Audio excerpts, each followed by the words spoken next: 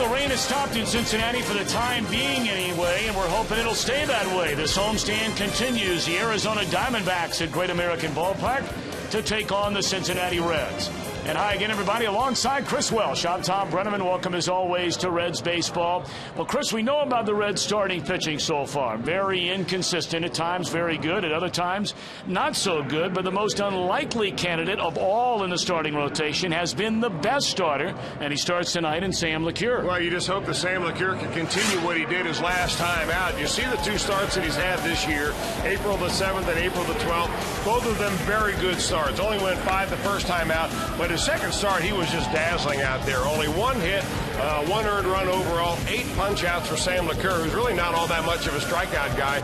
You know, he filled in last year for Homer Bailey when Homer Bailey went on the disabled list and did a pretty doggone good job. He's got the same opportunity this year by Homer Bailey being on the disabled list. So he's taking advantage of it. He didn't think that coming into spring training he had a chance of making his ball club. But Sam LeCure is the kind of a guy that'll come ready to pitch, and you're going to see him make some pitches. His mound opponent tonight, his first year with Arizona, came over from the Tigers, is Armando Galarraga. Well, I'll tell you what, he's a right-hander. He's about 29 or 30 years old. He gives up a lot of hits and a lot of home runs, but he's a guy that came very close last year to a perfect game. So he's got a nice little slider, good little changeup, but he's had a hard time with left-handers. So memo to Jay Bruce and Joey Votto, come to the plate ready to swing that bat. Well, Jay Bruce is in the lineup, as Drew Stubbs and Johnny Gomes, which means Chris Heisey will come off the bench. And boy, when he gets a chance to play, he is doing it.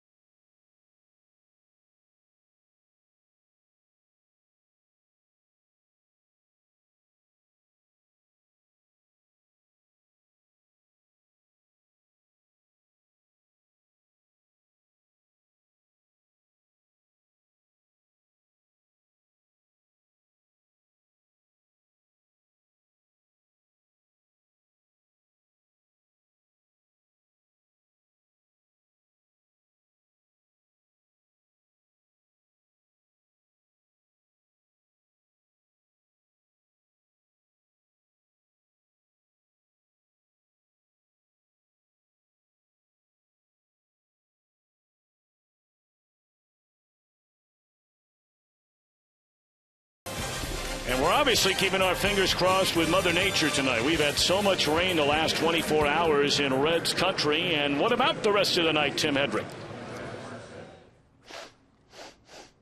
Can you spell that?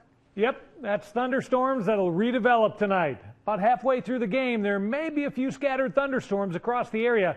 67 when you're headed home. All right, let's put one out of here.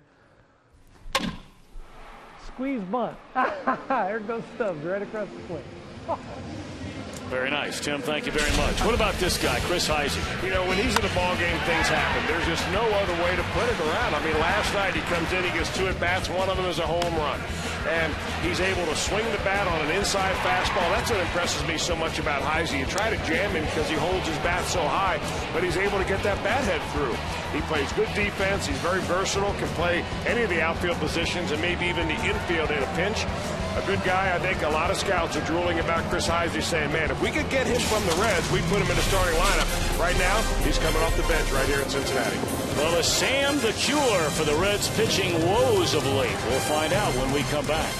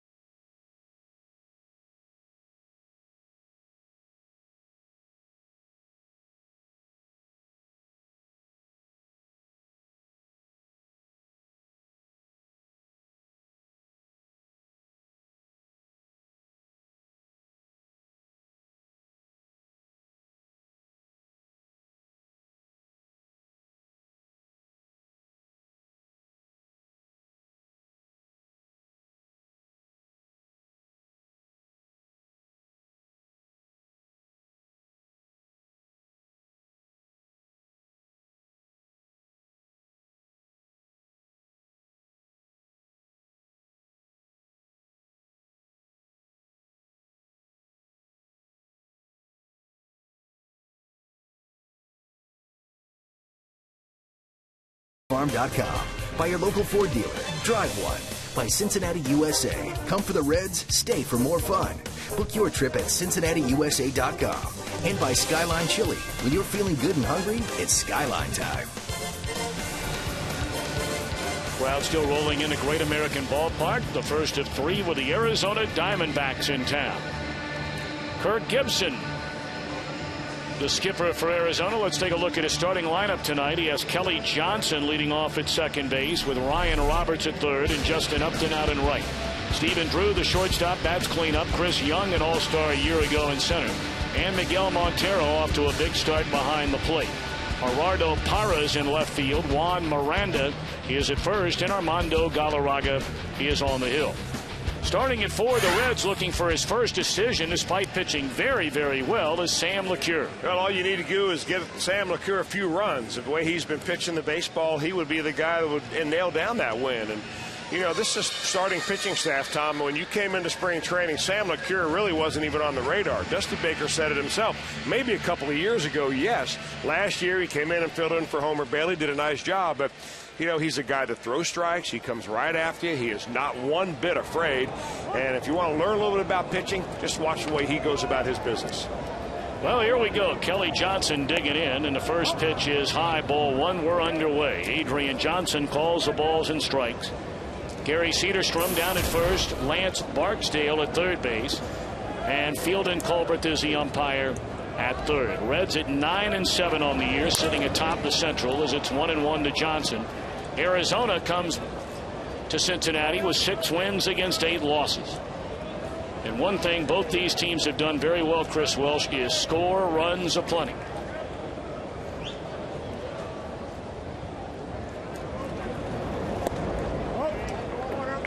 Well, both these teams play in ballparks that are really conducive to high-scoring games. I really believe that about Arizona, mainly because it's dry out there, very hard for pitchers to get their breaking ball going, and, of course, here at Great American Ballpark, it just plays like a small park.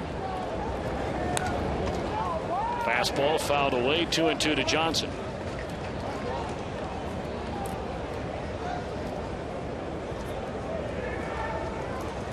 Johnson coming off his best season in the major leagues, and you see whether it be with Atlanta or with Arizona, he's done a lot of damage against Cincinnati.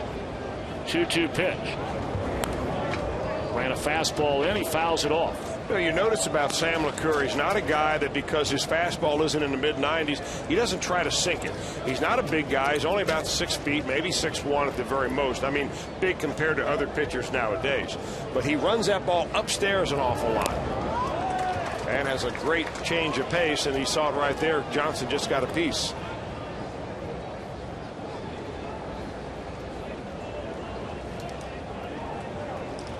Johnson, drafted by Atlanta back in 2000 as a supplemental pick between the first and second rounds. Went to the big leagues in 05 as the count has gone full. Signed by the Diamondbacks as a free agent 2 years ago, and last year hit 26 home runs with nearly 40 doubles.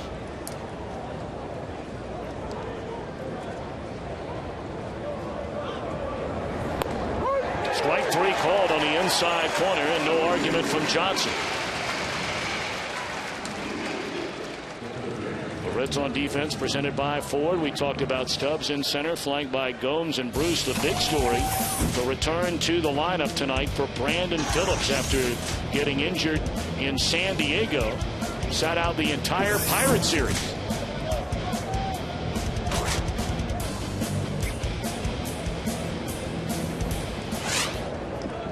There is very little debate that at least through the first 2.5 weeks of the season, Brandon Phillips has made the Reds go.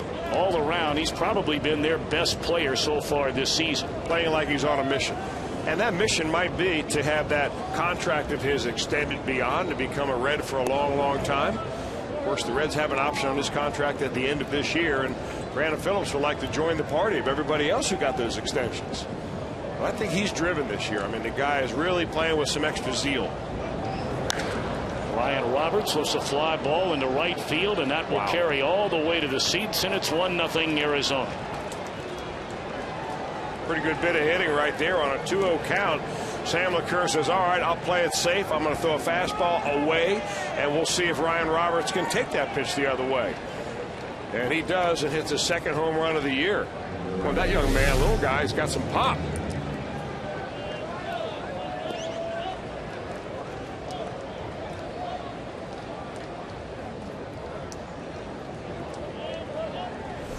I say he tattooed it.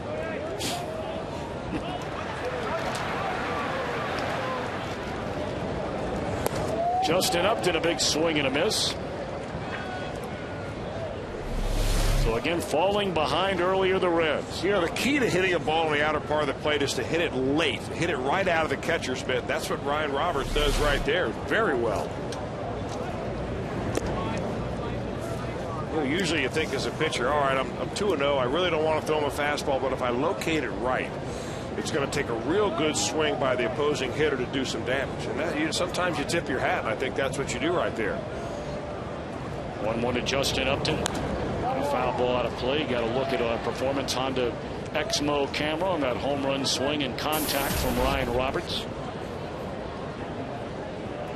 Reds pitchers have now allowed the most first inning runs among all teams in the National League. 21 of them. And tonight is the 17th first inning of the year. Strike 3 called, and Upton is gone looking.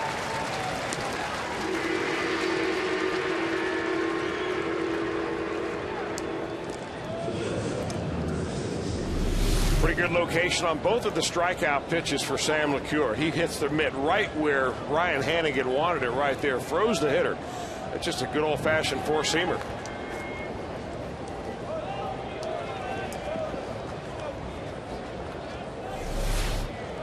So 2 away for Stephen Drew. Began the year on the disabled list. He came back when the Reds were in Arizona a little over a week and a half ago. And wow, in 10 games, Stephen has already knocked in 9 runs. Had a big time of it against the Reds. 4 of those 9 RBIs in the weekend series.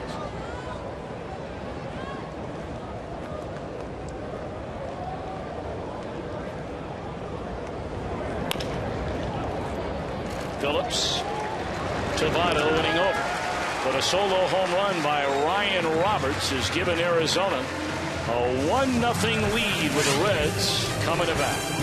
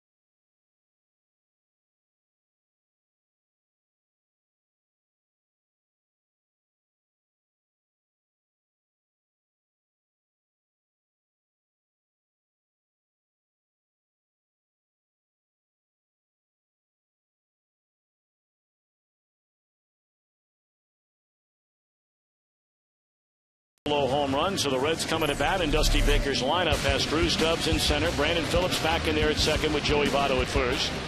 Scott Rowland, the cleanup hitter, Jay Bruce in right, Johnny Gomes in left, a ladder third of Brian Hannigan, Paul Yanish, Sam LeCure. And despite a 6.75 ERA, Armando Galarraga has a 2-0 record. Well, living proof that it is more important when you pitch sometimes than it is how you pitch. And he has got that 2-0 record despite the fact that he's given up 5 home runs in just 12 innings. But he's a guy, you know what, that is, well, in the really the words of the general manager and the guys that are following this ball club around, the Arizona Diamondback, he's a 4th or 5th starter. And he's going to go out there and battle you. He's going to throw strikes for the most part. He's got a nice little slider that he throws from time to time, a changeup. The changeup he reserves a lot for left-handers, but not an overpowering guy, but he'll battle you.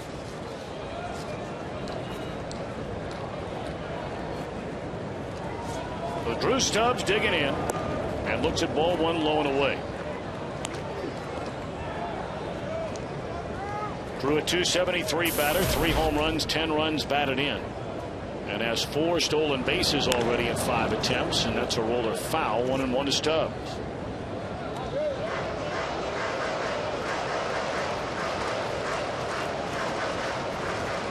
You know, the Arizona defense not even considering that Drew Stubbs will lay a bunt down. I mean, over at first base, they're playing him way deep down there. Same way it's at second. Deep right center field, but plenty of room out there for Chris Young, and Stubbs retired to begin the Reds' first inning. Defensively for Arizona, presented by Ford. Young in center, with Parra in left and Upton in right. Roberts and Miranda on the corners. It'll be Drew and Johnson up the middle. Galarraga and Miguel Montero the battery.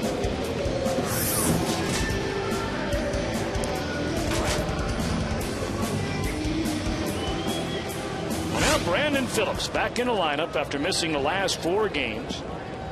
.354 the batting average, but when batting in the first inning, his average is up over .550.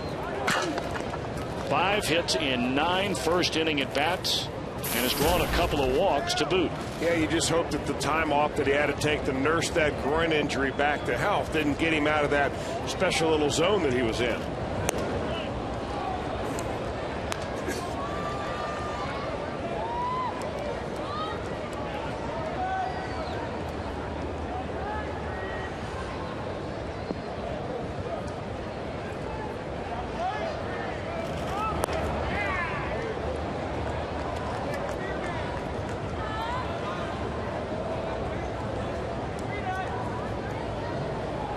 Home has indeed been very kind to Brandon Phillips first couple of weeks of this season. Behind in the count here at 1-2. And now the count even at 2 balls, 2 strikes. Well, after the first 2 swings that Brandon Phillips took, both on pitches that are on the outer part of the plate, flying open with his left shoulder, pulling off the ball. Diamondbacks are trying to stay away from him right there to see if Brandon will make the adjustment.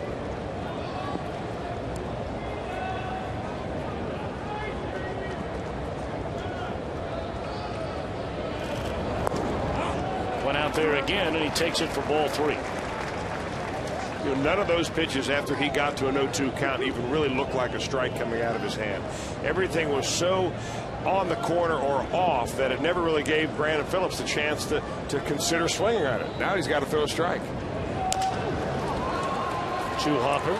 Ryan in front of Drew, and the first 2 Reds set down here in the first inning. Pretty good play by Ryan right there. And the reason why is that he was playing over well off the bag at third base, but had a long way to go to get to that ball. And he, with his foot speed, immediately cut in front of the shortstop, Drew. He was going to make sure that Drew never would have to come and get that ball. The momentum going to first base, and it's a lot easier play for a third baseman than it is for a shortstop.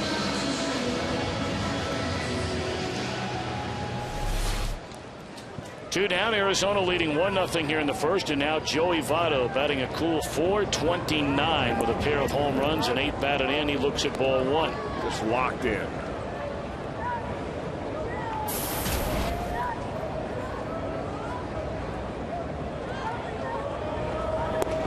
After the 3 games in this series here at Great American Ballpark, the Reds and Diamondbacks are through for the season, having already played the 3 out in Arizona.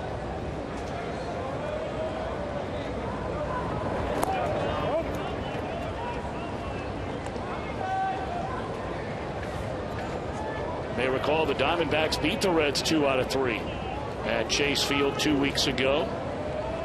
Won their home opener on a Friday night. Reds came back, won Saturday's game, and then after, as Votto was hit on the leg or on the foot, and he's a 2-out base runner here in the first inning. Let's see where it got him. Looked like it got him right on the back foot, and trying to get him with a slider down there, Galarraga just got it down and inside too much.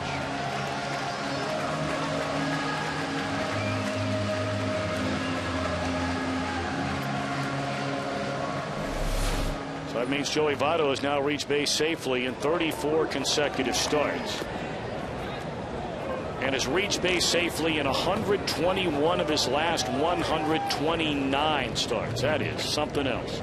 Good news for the guy behind him. And that's Scott Rowland. You know, talking about that series out in Phoenix, the Reds in that Sunday game, I mean, they climbed all over the Diamondbacks right from the get-go. Had that 5-0 lead. Mike Leake was pitching in Arizona. Of course, he pitched collegiately just down the road in Tempe at Arizona State. But Leake could not hold a 5-0 lead. Then the bullpen couldn't hold a 7-6 lead.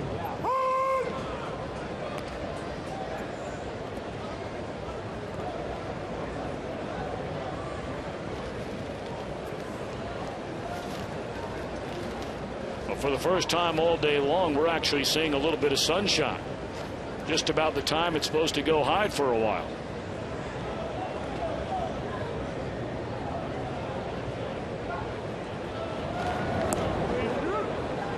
One and 2 to Rowland. Teams beginning to pay a little bit more attention to Joey Votto as a base runner. Well, they should. I think everybody on this ball club who follows this team, that is, will say that this is a very athletic team. You got a lot of guys that will steal some bases, and Votto is one that'll sneak one on you from time to time. Joey already 3 out of 4 in stolen base attempts this year. 1 and 2 on Scott Rowland. Tell you what, it seems to me early on that Armando Galarraga doesn't want to pitch any of these right-handers inside. He might be scared of this ballpark, or just maybe a guy that likes to go down and away with everything. But it looks like if you're going to hit him tonight and be successful, you've got to be able to hit it the other way.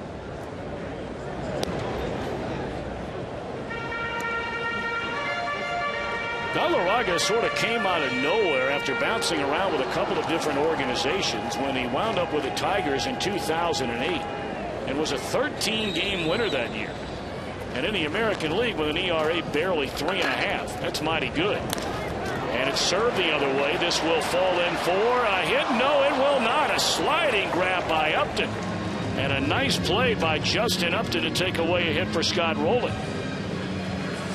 So one man left, end of one. Arizona leading by one.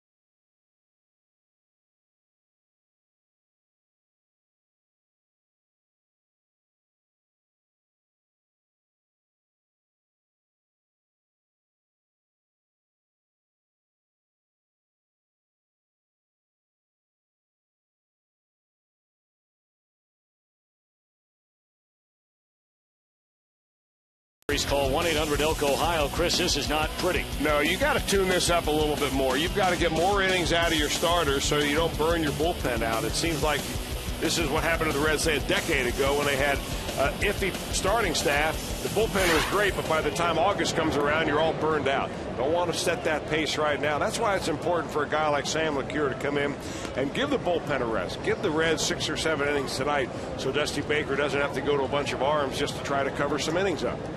Dusty himself was even stunned by that number. We were talking to him before the game. He said, boy, it feels like the bullpen's thrown a lot more than 17, but to think you're only getting 19 innings in the last 4 games out of your rotation. That's rough. Chris Young to start things with Arizona leading 1-0 in the second inning. 2 balls and a strike. Young will be followed by Miguel Montero and Gerardo Parra.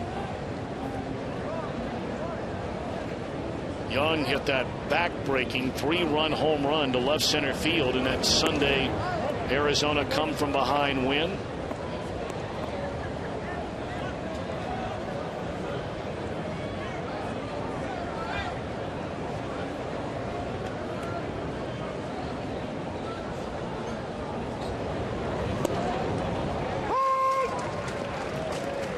Three and 2 to Young.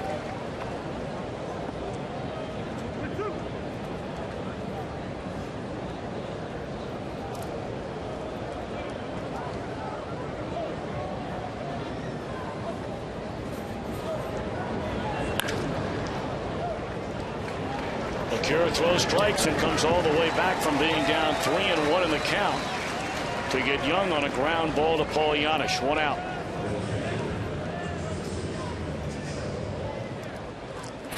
Well, the Reds had gotten off to the 5-1 start, then went into Arizona, and man, the Diamondbacks just knocked the cover off the ball. 24 runs, 5 homers in the 3-game series.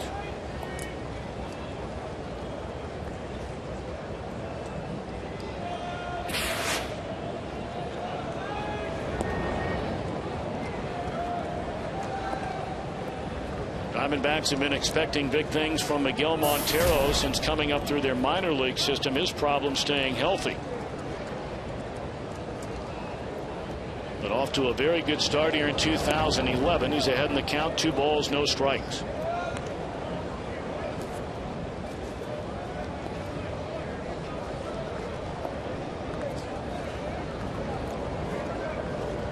Well, when you're hitting just under 400, there's a good chance you're hitting both at home and on the road. And that one is ripped into right field. And Bruce will barehand it and holds Montero to a loud, long single.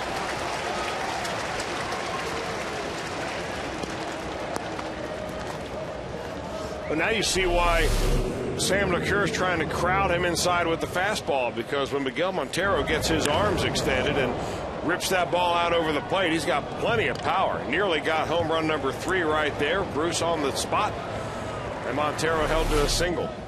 It's got to be a little comforting with 1 out to have a guy almost knock the wall down and he ends up on first base. Ground ball and you're out of the inning here. Gerardo Parra from the left side, a .276 batter, a couple of runs batted in. Strike 1. Well, we talked about Montero. The only season he has played more than 85 games was in 2009. He had .294 that year. And you're only talking around 400 at bats. He had 16 home runs, had 30 doubles, and knocked in 59 runs.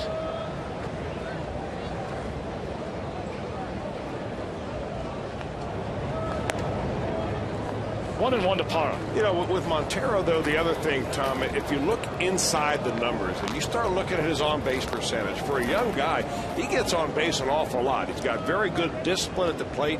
He knows the strike zone, and he is definitely on the upswing. There's no doubt about that. But you can't hit if you can't play. He's playing now.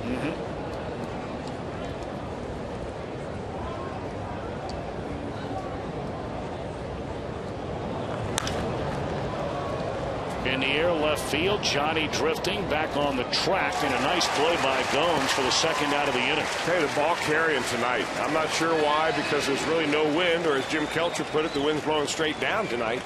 But for some reason, it is carrying. But it's a little humid tonight. Yep. Maybe more hydrogen in the air than normal. Is that what you're saying? Little H2O in the air? Little H2O. I mean, despite, a lot of clouds and certainly a lot of rain, the temperatures have been rather warm. Today up over 70 degrees with all that humidity.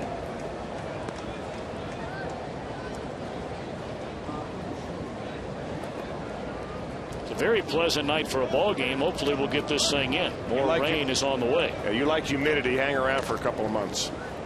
You're right. Strike 1 to Juan Miranda. Limited playing time, a home run and 3 knocked in. Really, after being in Phoenix, Arizona, Diamondback, this has got to feel like a steam room for them. Of course, the weather up until that Sunday game when the Reds were out there was very un-Arizona-like. They had that front, came through San Diego on a Friday night. They had a total of 3.5 hours worth of rain delays in San Diego. Wow. Then it came over to Arizona. It was very cold. Temperatures in the 50s and rainy, but of course they have the retractable dome, so no problem there.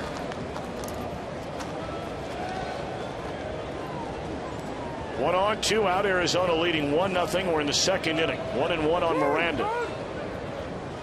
And for whatever reason, LeCure is paying a lot of attention to the runner over at first base. And Montero is not exactly a major threat to run.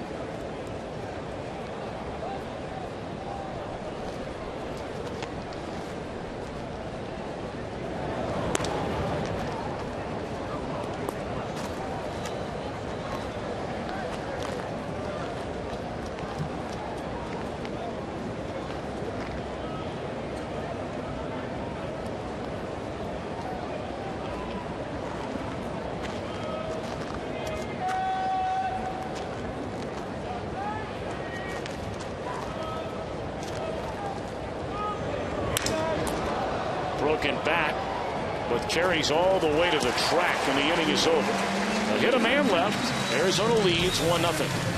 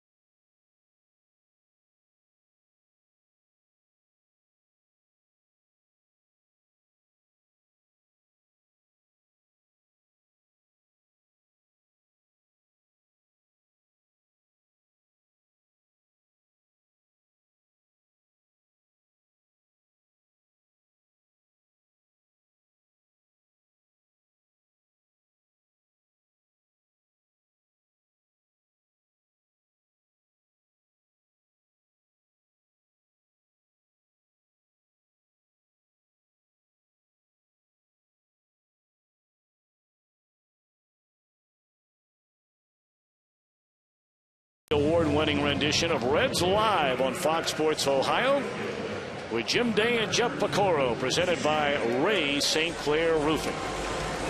They're coming your way tomorrow again at 6:30 Eastern Time. And then, of course, Jim and Pick will tie a ribbon around all the action with Reds Live, the post-game version. Armando Galarraga set to go here in the second inning. A Ryan Roberts home run in the first gave his team a 1-0 lead. Jay Bruce, Johnny Gomes, Ryan Hannigan due up.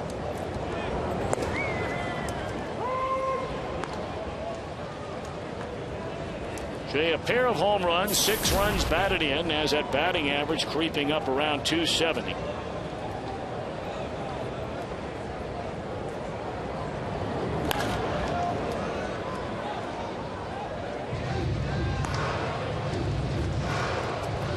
This early in the season, you see such dramatic swings in your batting average. I mean, he was down in the mid-100s about 4 days ago, and he's had a good series against the Pirates, and now you're back to respectability.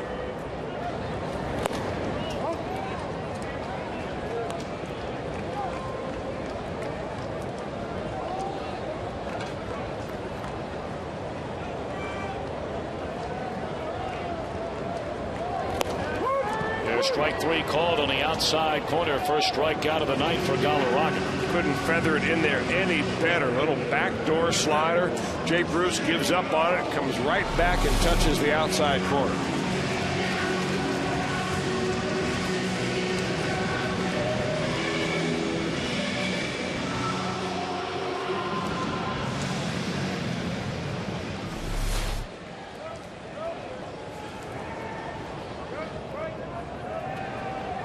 Now Johnny Gomes at 240, but has 6 home runs and 14 runs batted in. That is a team high.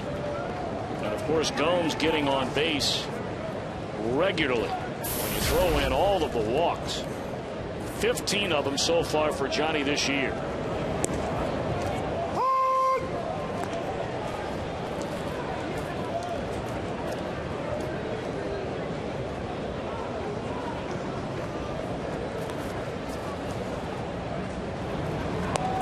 Two and one.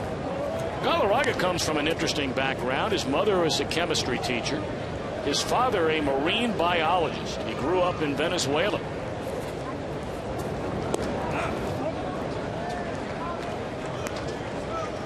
But if there is one thing Armando Galarraga will forever be known for, it was June the 2nd of last year when Galarraga's perfect game was stopped when a bad call was made by umpire Jeff Joyce with 2 outs in the 9th inning.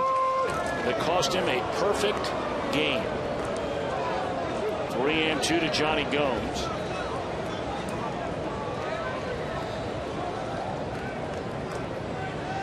Now, much was made when the call occurred. And Chris, I think that was a talk of the baseball world for about a week as Gomes shoots one into right field. And this will one-hop the wall, and Johnny will cruise into second base with a 1-out double.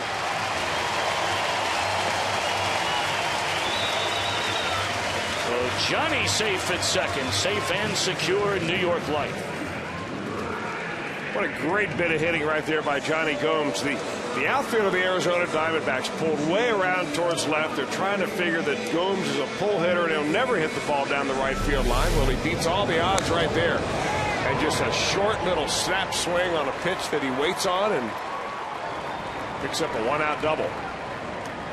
There's another guy that's come to play this year. Now, he comes to play every day. But I think he relishes how lucky and fortunate he is at this point in his career to have an everyday job in the big leagues. And he's not about to let somebody take it away from him. That's strong, too.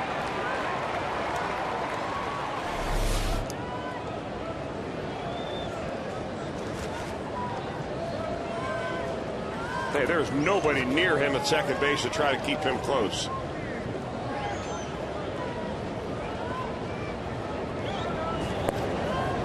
I mean, Kelly Johnson at second. Stephen Drew is in the hole deep at shortstop, so take him out of the equation of even trying to keep the runner close. It's all up to Johnson, the second baseman. But there's a good 15 feet right there. Johnny Gomes is fast enough and smart enough. He sees an opportunity. He may take it. Breaking ball away, 2-1 to Hannigan. Gomes has 2 stolen base attempts this year, and both successful attempts.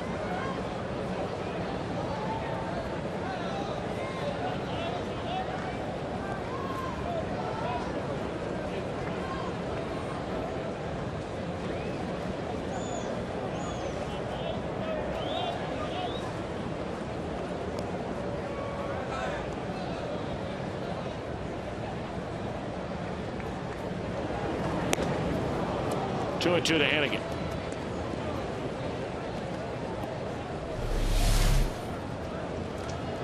Now that's where he loves to pitch the ball. We've seen that on everybody, even left-handers. He finally got Jay Bruce outside on a backdoor slider, but came inside to get him. But he loves to throw to that first base side of home plate. The glove side. That's the way scouts describe it.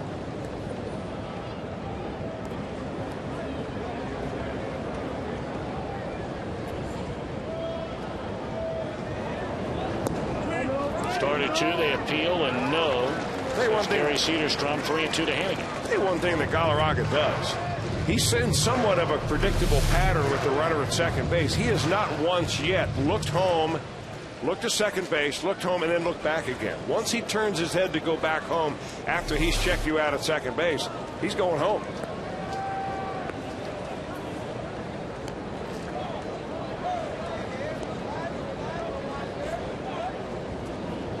Did it again. Still 3 and 2 to Hannigan.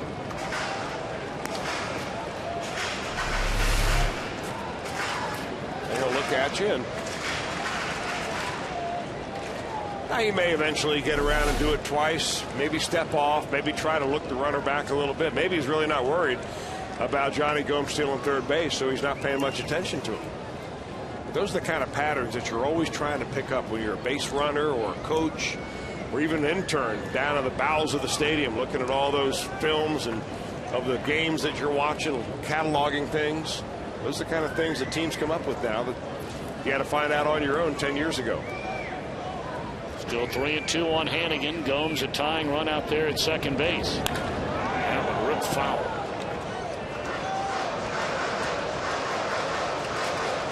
You ever been down there at the video room? Oh, yeah. Right off the Reds clubhouse. Now, every ballpark has one. Every major league team really has it set up relatively the same. But what they do is they get a bunch of interested interns, smart college kids come in there, and they watch baseball and they make notes. And they're looking for tendencies, and they're looking for maybe pitchers tipping their pitches, or the way a guy has a pickoff move to pick something up. It's all part of the scouting department. There's ball 4, an 8-pitch at bat for Hannigan. It's capped off with a walk. Of course, for the Reds, their manager of video scouting is Robbie Coughlin down there. He travels on the road with the Reds. Takes a lot of that video stuff with him. They work a lot of hours. Good man. Pretty smart kid. Yep. All right, now here's Paul Yanis. A couple of guys on base. He just walked the man. Yes, he had a base open, number 8 hitter coming up.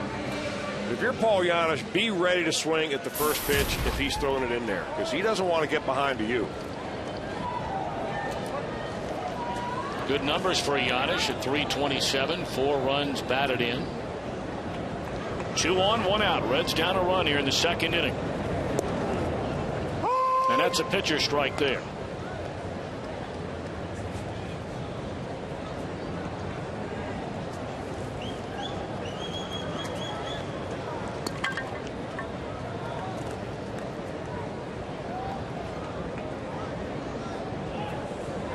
There goes Gomes, and it's taken in, and no throw down to third. So Johnny picked it up, and now he's staring right down the barrel at the first run of the night for Cincinnati.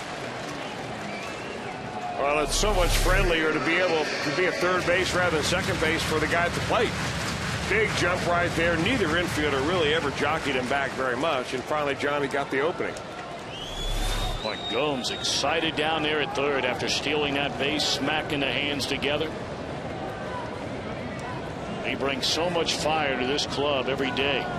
And there's a bunt foul.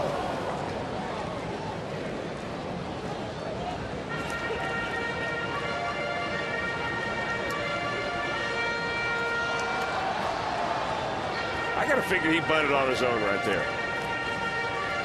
Now, if it's a good bunt, maybe Johnny Gomes will see an opening and be able to come home on it.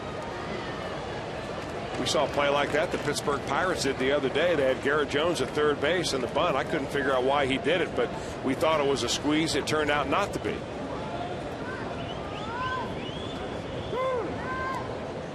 But what I don't like about that is that you bunt your second strike, and now you're down in the hole 1 ball and 2 strikes, and Galarraga's now looking for a ground ball to get out of the inning. He'd love to start the inning with LeCure coming up next inning to lead off. He'll throw a little slider, try to get a grounder. Fly ball into right center field. Upton preparing for the throw. Gomes tagging. Here comes a throw from Upton. Not even close. And a sac fly RBI by Giannis. It's 1-1. Nice job by Paul Giannis. And a great job by Gomes to get down to third.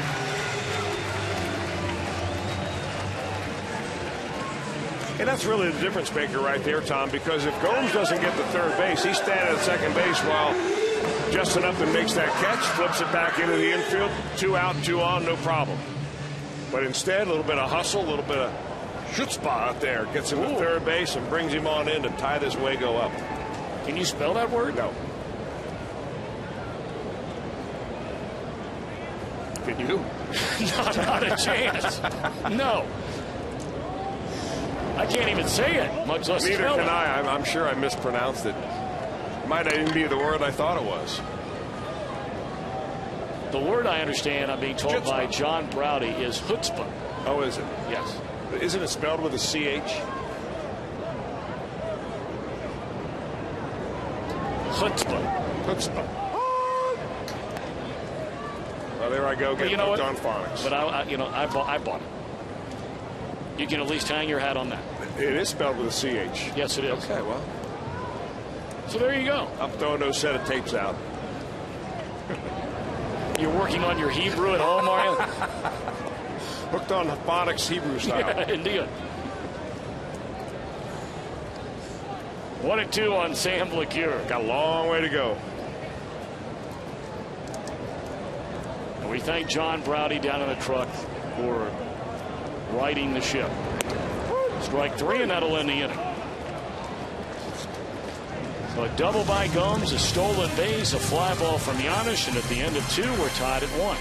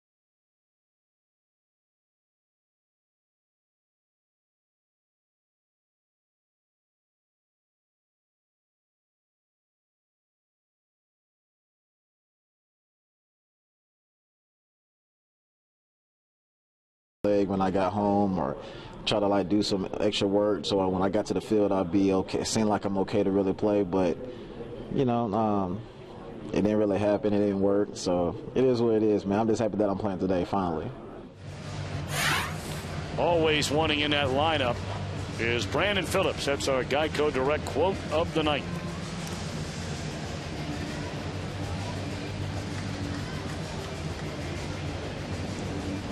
Johnny Gomes, a one-out double, stole third, scores on the fly ball from Paul Giannis, and we begin the third inning in a 1-1 game, pitcher against pitcher to start it. Armando Galarraga 0 for 5 this year, does have a run batted in.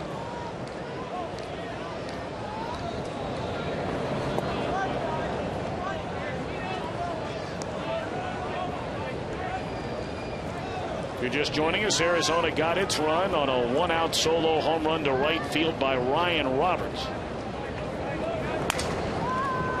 Broken bat roller to Roland. 1 out. Take a look at the National League Central Division standings, brought to you by Honda. Despite the fact the Reds had a rough weekend against the Pirates, they still sit alone atop the Central Division. You see everybody kind of right around 500, maybe 1 or 2 over in the entire division over the last 10 games. Milwaukee got a win over Philadelphia last night, and Milwaukee a 2-0 lead in the third inning against the Phils tonight.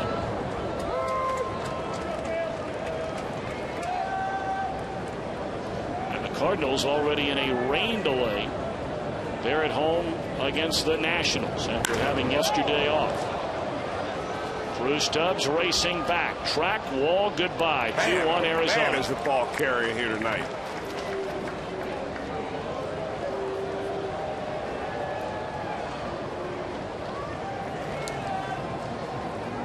We've seen 2 home runs hit, both by the guys at the very top of the order. Ryan Roberts run opposite field, the second batter of the game. That ball was way out of here. This one by Kelly Johnson. I mean, he gets it, but he doesn't look like he hits it that hard. That is right out the front door.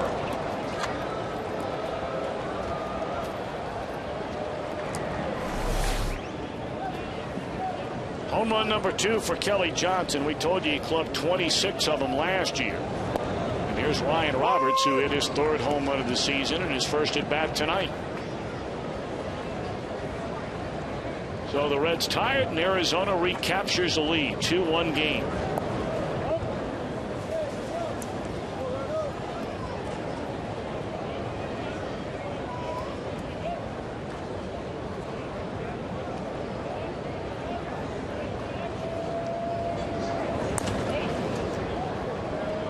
Phillips, what a play by Brandon Phillips, his first night in the lineup after missing the last 4 games, and he hadn't missed a beat. That last grasp by Brandon Phillips. Look how snug he is towards second base. This ball looks like a base hit all the way. He just stretches that glove out there at the last moment and then throws across his body to be able, almost behind him, to be able to throw that ball to Joey Votto to get the out. That's the hard part of that play. Although if you get out here early enough, you'll see him practice that kind of stuff. I mean, these guys that make these plays at the big league level, it just doesn't come to them. They work at it. 2 down in the inning for Justin Upton. He was called out on strikes in the first inning. LeCure 2 strikeouts without a walk. He's allowed 2 solo home runs.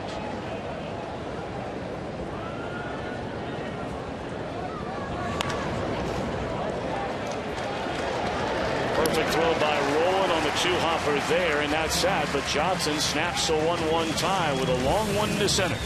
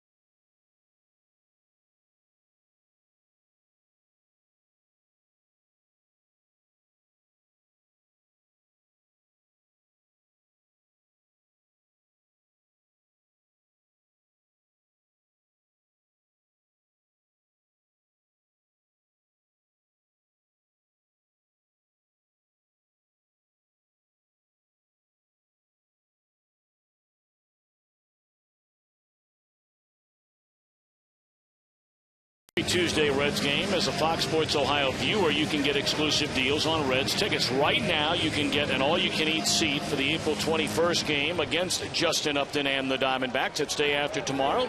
A $12 savings. The all-you-can-eat seats. Go to Reds.com/Ticket Tuesday and get your tickets right now.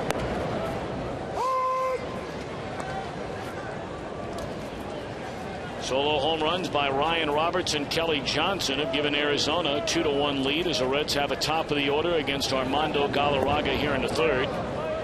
1-1 to Drew Stubbs. He flied out to center in the Cincinnati first.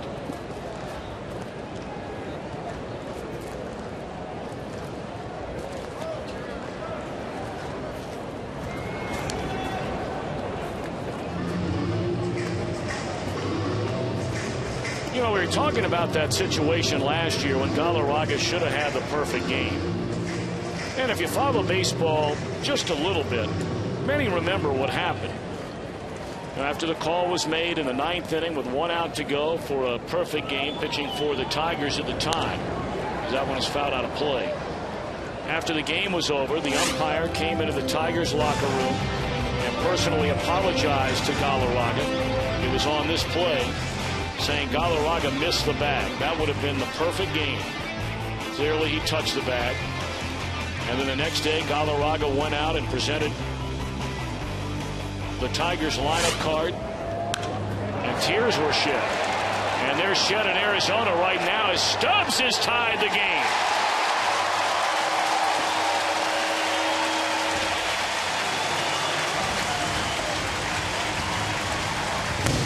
Home run number 4 for Drew Stubbs.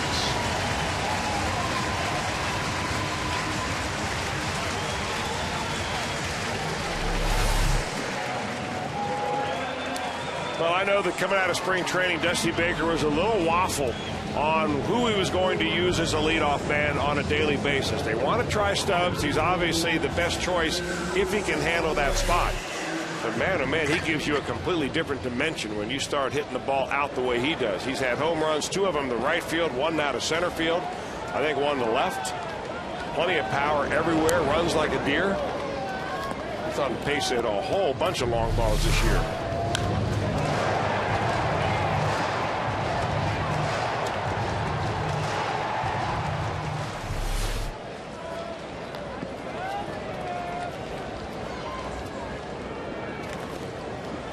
And 1 to Brandon Phillips. And behind 0-2. Brandon bounced out to Ryan Roberts at third base, his first time up tonight. So the D-backs jump in front. The Reds tie it. Arizona goes up a run, and just like that, Stubbs ties the game.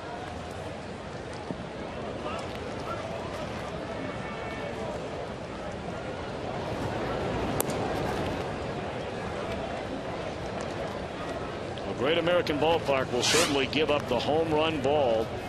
Number 1. One better than Yankee Stadium the early part of this season.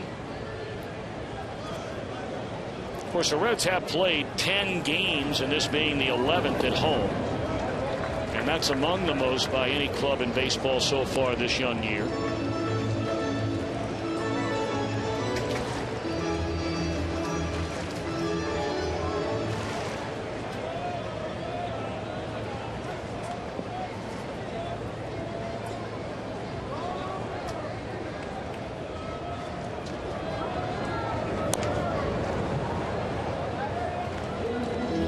These are 2 teams that certainly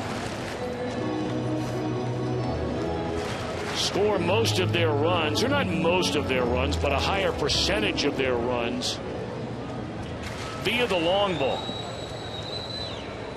42% of the Reds' runs so far this year have come directly on home runs. Upton racing back, and it's off his glove. And Phillips will go to second. And if there is one knock on the very talented and athletic Justin Upton, it's his play defensively out in right field. Now, he went a long way to get that ball, but safe to say Justin would have told you he should have had it. Well, there's an old saying. I had an amateur coach for a long time saying, if you can put your glove on it, you can catch it. I'm not sure if he was a little worried about the wall, whether his head was bobbing as he was running. Looks like he's got it right in the glove. Break for the Reds.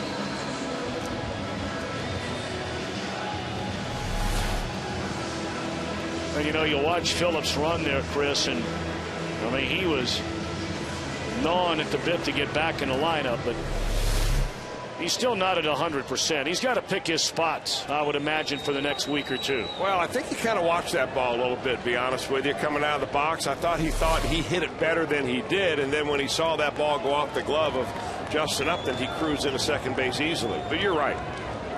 You do have to pick your spots. You want to keep that young man healthy. Well, here's Votto. In a 2-2 game with a runner at second and nobody out, he takes a strike.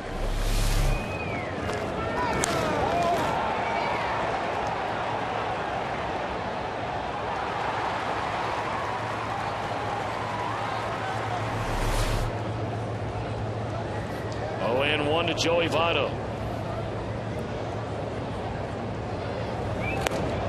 You know, Tom, I think the other part of that with Brandon Phillips nursing that leg injury, still coming back, those groin injuries very deep-seated, and they take a long time to heal. And if you hurt it again, it takes a much longer time. If you're third base coach Mark Barry, you're thinking about the same thing too. Of when you can press him in on a run, when you really want to score him, when you should hold him up.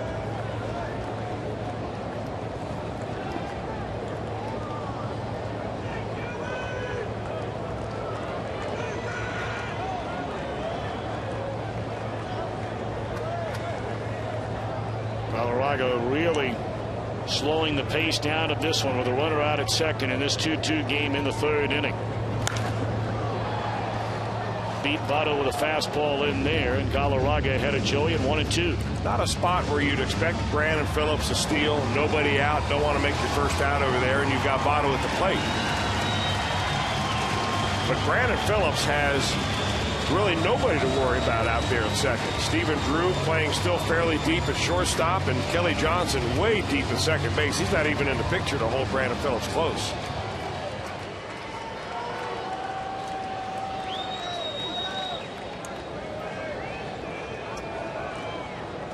Now Drew moving a little bit closer over here.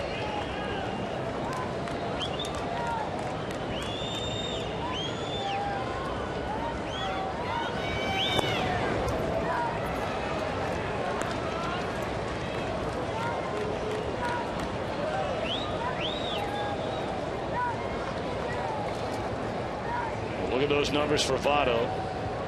What else is new? What else is new? Doesn't matter what the category is. And you notice last year and again this year when he gets to 2 strikes and at bat, Votto chokes up maybe 1.5 inches, 2 inches off the bottom of that bat. And ball's hit into right field. And Phillips had to race back to the bag and was unable to tag up. So Votto unable to advance a runner on the third. There's one out in the inning.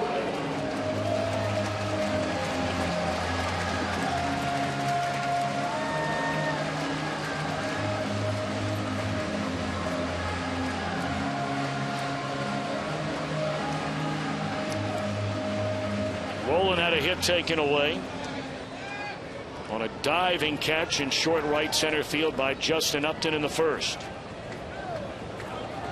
A base hit here could give the Reds their first lead of the night. 1 on, 1 out, 2-2 game.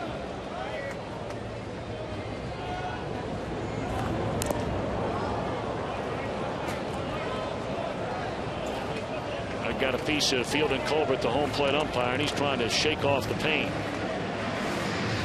Or I beg your pardon, it's Adrian Johnson behind the plate tonight.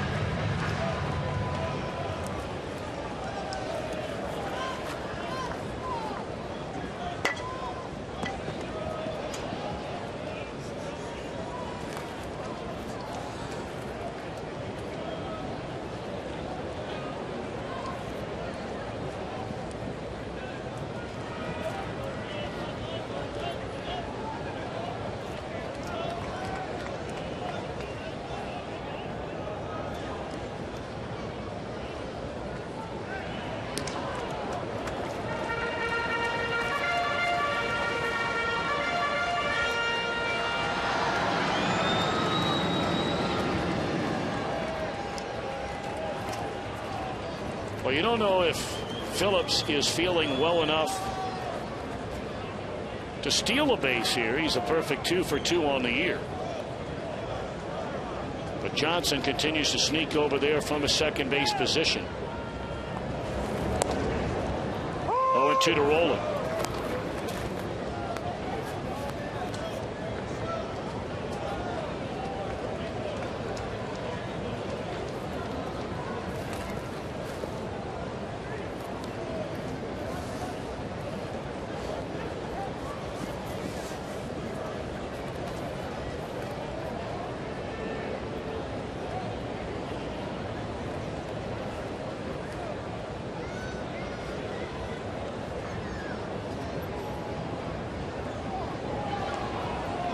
You know, you look at the Reds schedule the early part of this year, and they've certainly been the beneficiary of playing a lot of teams that are coming off down years. It doesn't necessarily mean they're bad this year, as we saw with the Pirates.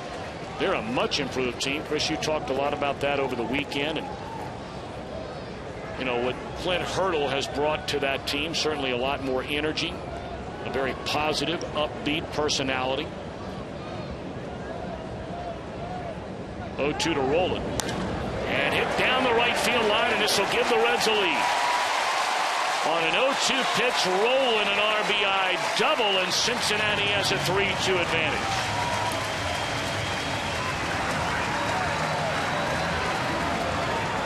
Now, Scott Rowland has been a doubles machine here at Great American Ballpark this year. He only has 2 singles here at home, but this is his 5th, counted 5 doubles. First one he's hit down the right field line, but I think he went to school on what happened his last at bat against Armando Galarraga. Galarraga kept peppering him outside. Finally got him on a slider, and Rowland hit a weak fly ball to right field. That time he waited back and got it all the way into the corner. Jay Bruce down a strike. You know, we're talking about the Reds, and the only team that they have played so far this year that had a winning record last year was San Diego. Padres won 92 games last year, and they finished 2 back of the Giants in the West. For Arizona, I mean, coming off such a poor season they had a year ago, if they can find a way to survive the next couple of weeks, I mean, they've got to feel pretty good about where they are.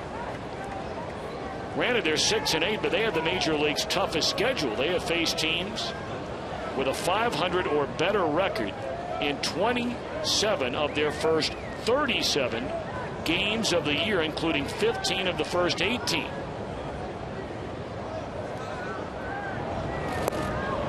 One and 2 on Jay Bruce. I mean, they played the likes of Colorado, the Reds twice now, San Francisco. The only break they got of a team under 500 was Chicago. And that was on the road to begin the year at Wrigley Field.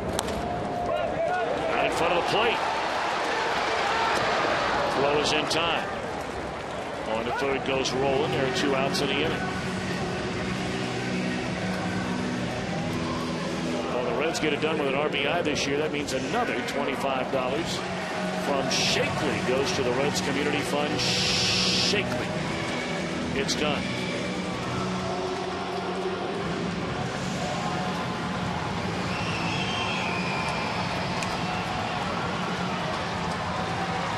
Now Johnny. We had a double to right, stole the base, scored the first Reds run of the game an inning ago.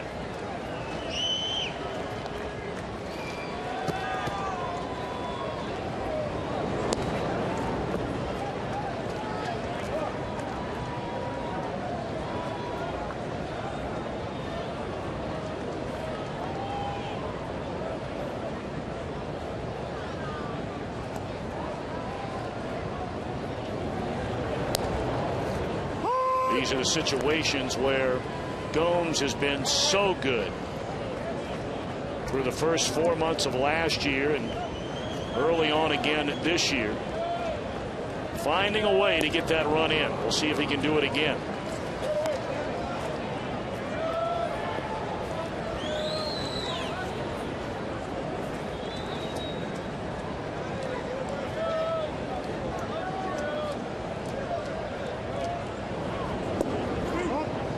Just off the outside corner to even the count.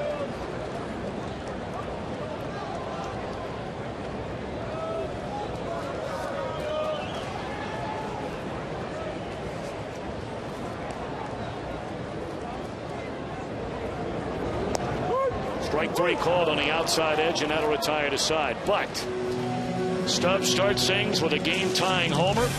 And after a double by Phillips, a double by Rowland, Reds lead 3-2 at the end of 3.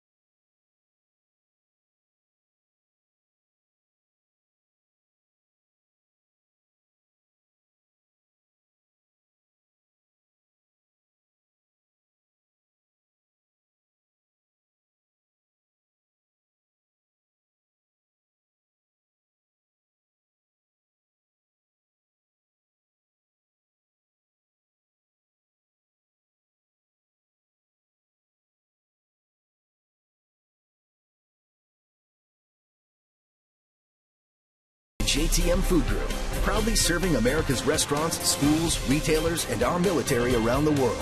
JTM Food Group, by your Cincinnati and Northern Kentucky Toyota dealers, where you can register to win the Tundra at Great American Ballpark. By Geico, 15 minutes could save you 15% or more on car insurance. Visit us at geico.com or call 1-800-947-AUTO. And by John Deere. Visit your local Cincinnati John Deere dealer this deer season. Look inside the Reds Hall of Fame and Museum right now. That Johnny Bench exhibit going on. You may want to stop by before you come down to the ballpark tomorrow night.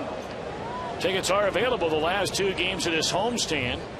7:10 tomorrow night, 12:35 on Thursday afternoon. And boy, what a big road trip the Reds will embark on starting Friday night. Granted, only the month of April. But a couple of very serious contenders to try and overthrow the Reds atop the Central this year. The Cardinals over the weekend. Milwaukee the beginning of next week.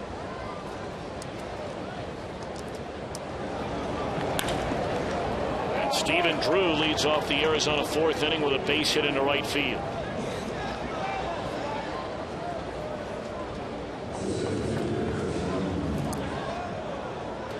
Time to take a look at our AT&T trivia question for tonight. Who is the only Reds pitcher to miss throwing a perfect game on the 27th batter? It would have been the final out. Chris, you were probably calling Reds games when that happened, were you? No. I remember. I know the answer. I remember who it is, and I was a teammate of mine back in the mid '80s, so I should give you a hint. Like a guy that we see from time to time, comes around to Reds Fest, I think. And what a guy. Oh, that's another hint. Just a fun guy to be around, isn't he? The Creech. Oh, see, now you're really good. Well, you have to be able to be inside to know him, right? You're right. The Creech. You're right. And plus, it's 22 years ago.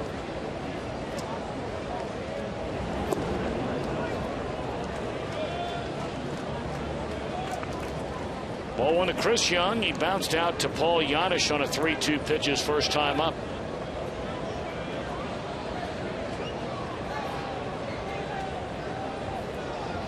LeCure has allowed a pair of solo home runs in the game. In the first inning to Ryan Roberts.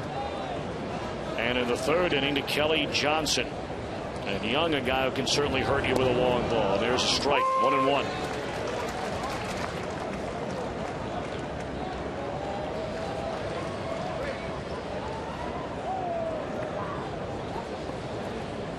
Well, you take a look at the Arizona outfield, and Parra, a guy who's made his way through the system. You have Young, who came over in a big deal from the White Sox, and then Upton, another guy who came up through the organization, a former #1 pick.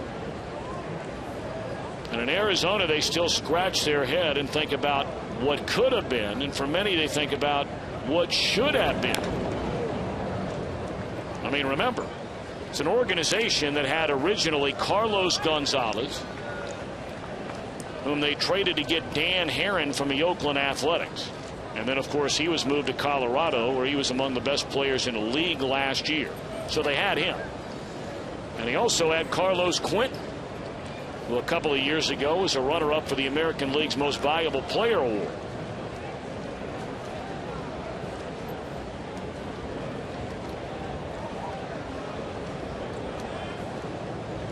Coming over.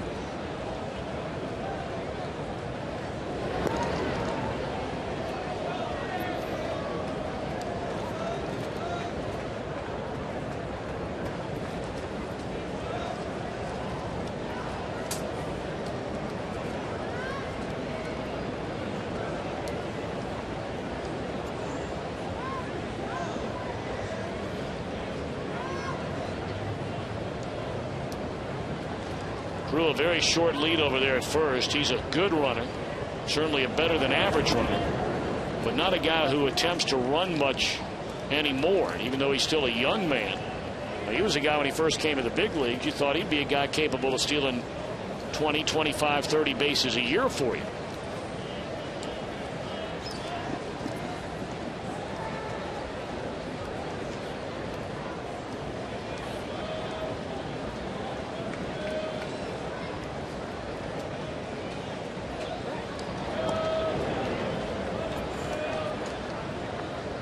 Sitting in the booth next to us tonight was one of the best defensive first basemen that maybe has ever played in the history of the National League, and Mark Grace. And we were talking about where Joey Votto sets up over there at first base, how he's off the bag. There's a bouncing ball foul. And Grace will tell you, for the life of him, he cannot understand why teams would teach a guy to stand there, because it makes the tag that much longer to try to get to the runner. Of course, Grace was a left-handed first baseman, where Votto is not. And that really helps to be a left-handed first baseman from the tag standpoint, and also being able to throw a good, clean, open throwing lane to second base. And maybe that's one reason why Votto gets in there, so he's already a step in front of the baseline in case the ball's coming to him. Albert Pujols plays it the same way.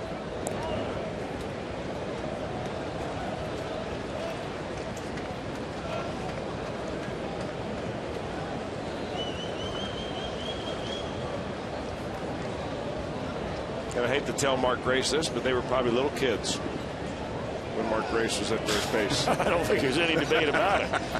And I think he's reached an age now, like a lot of us, where if your feelings are getting hurt on that, you've got some problems. 3-2 now on Young.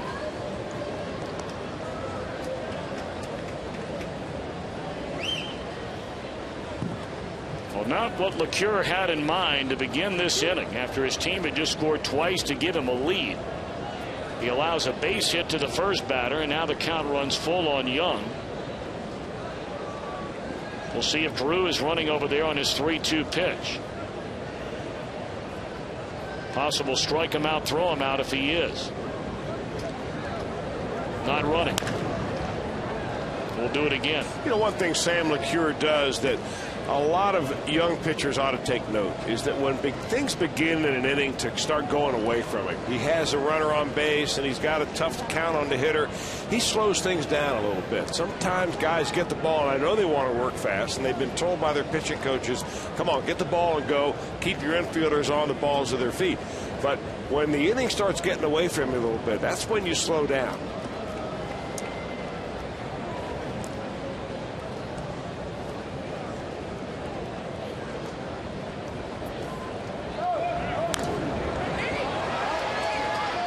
Up behind the plate, Hannigan will give it a look, but well out of play, and still 3-2 on Chris Young.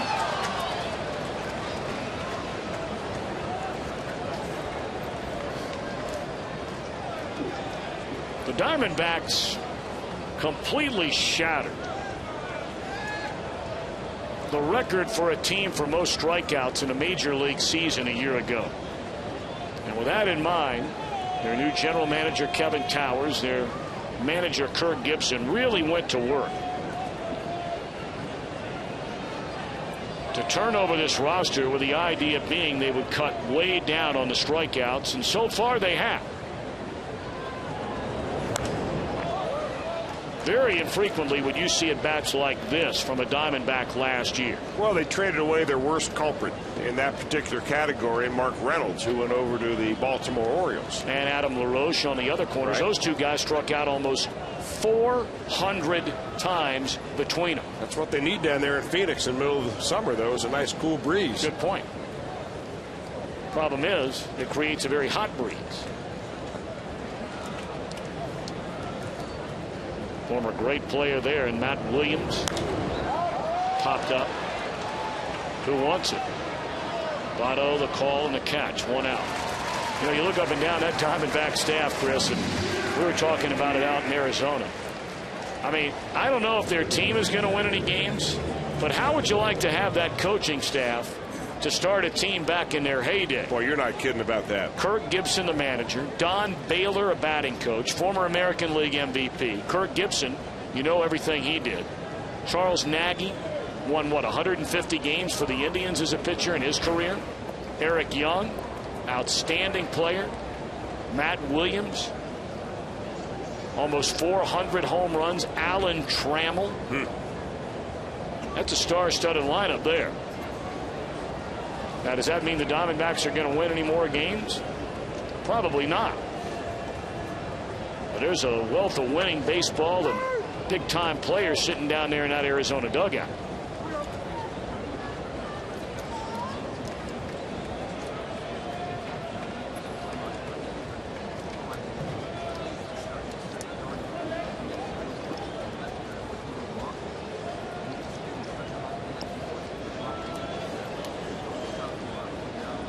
There you get a look at Nagy.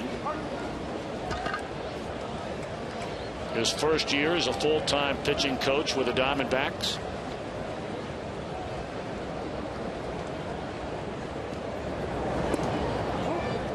Ball 1 to Miguel Montero.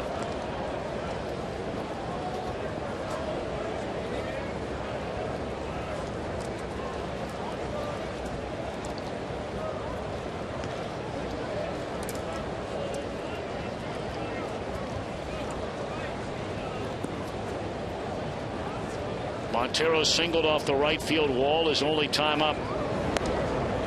Fastball in, and LeCure has fallen behind, a second straight batter after the leadoff hit by Drew. Now Montero, a guy you'd certainly consider hitting and running with. He puts the ball in play, handles the bat quite well, and swinging the bat, as we've talked about, very well to begin this season. Well, the Reds think he's going to pull the ball. You got Brandon Phillips pulled way around in the hole at second base, and Paul Giannis all snug up there right behind the bag. In fact, they shift on him big time and trying to get Sam LeCure to fire in their strike, and he goes 3-0.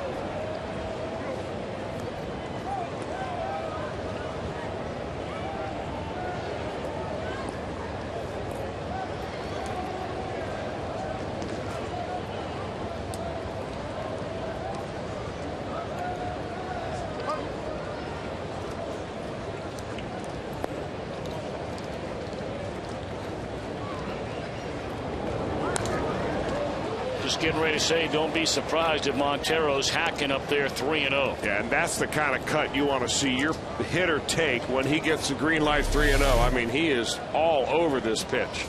Just a hair late. Sometimes you get a 3-0 pitch and guys see it so much they wind up just a little bit extra, and it makes them just a hair late and they foul it off. Good pitch there. 3-2 now in Montero. Boy, Sam LeCure's not afraid. Not one bit afraid. Not overpowering with any of his pitches, but he is not afraid to come right in your kitchen with a fastball. Jefferson City, Missouri native, went to the University of Texas. Looks like he could be cast as a bad guy in any kind of Western you want. You're right.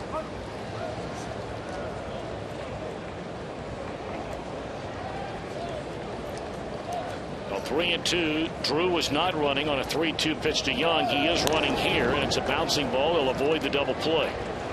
2 out. Nice job by LeCure. Came 3-0 through a fastball, through another fastball, and then a 3-2 changeup, gets a weak ground ball. Well, what a change of fortune and what a bat there for Miguel Montero. One time he's really in the driver's seat, and he swings wildly over the top of that pitch, and that's executing your pitches when you have to.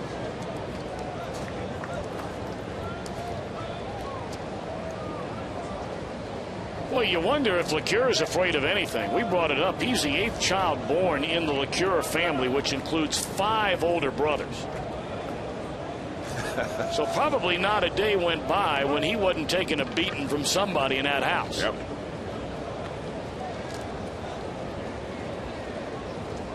Well, he's trying to take care of Gerardo Parra here. Parra hit the ball very hard to left field his first time up, and Gomes caught it at the track.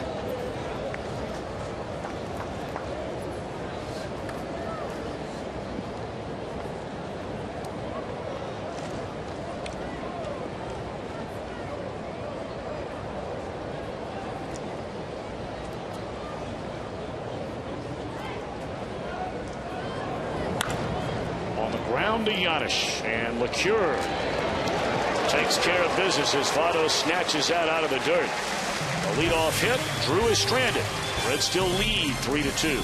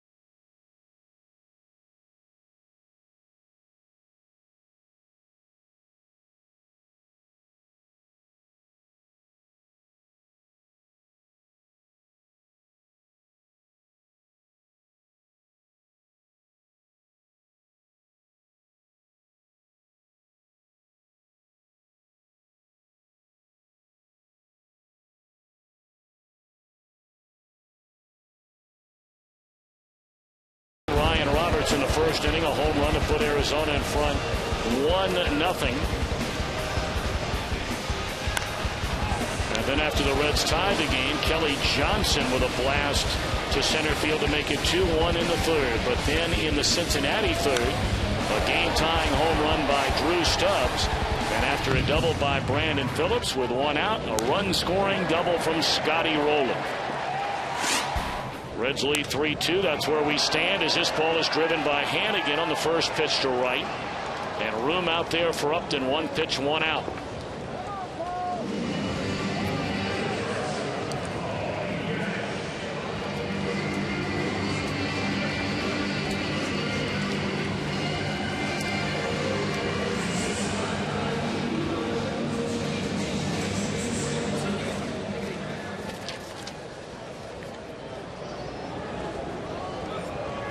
Galarraga's first start of the year, not a bad one at Wrigley Field back on April the 6th.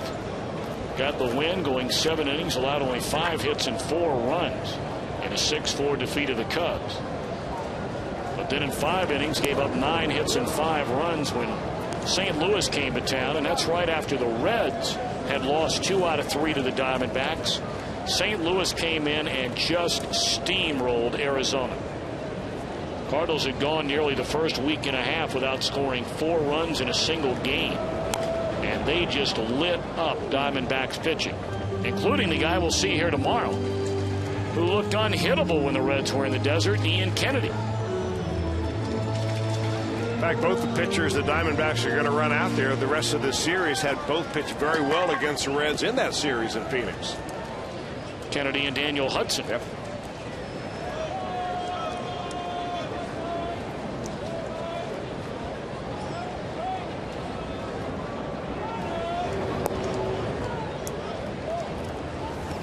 Two to Giannis, who had a sac fly RBI in the second inning.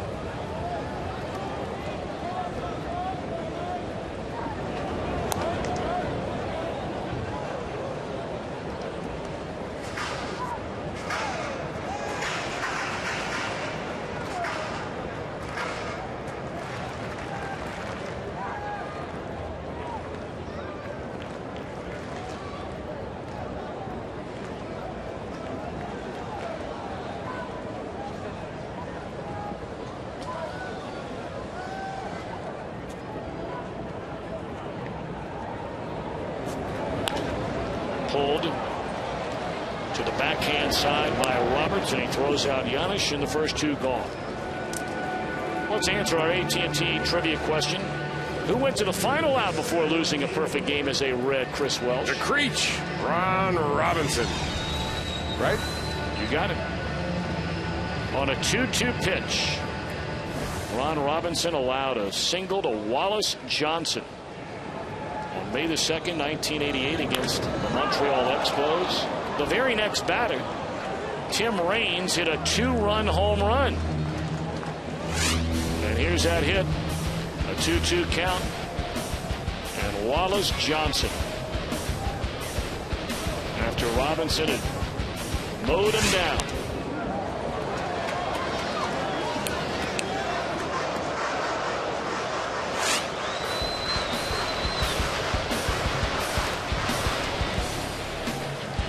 There's that base hit slapped into left field by Johnson. And that's a swing and a miss by LeCure to end the inning. First perfect inning by either pitcher tonight. We go to the 5th. Reds lead 3-2.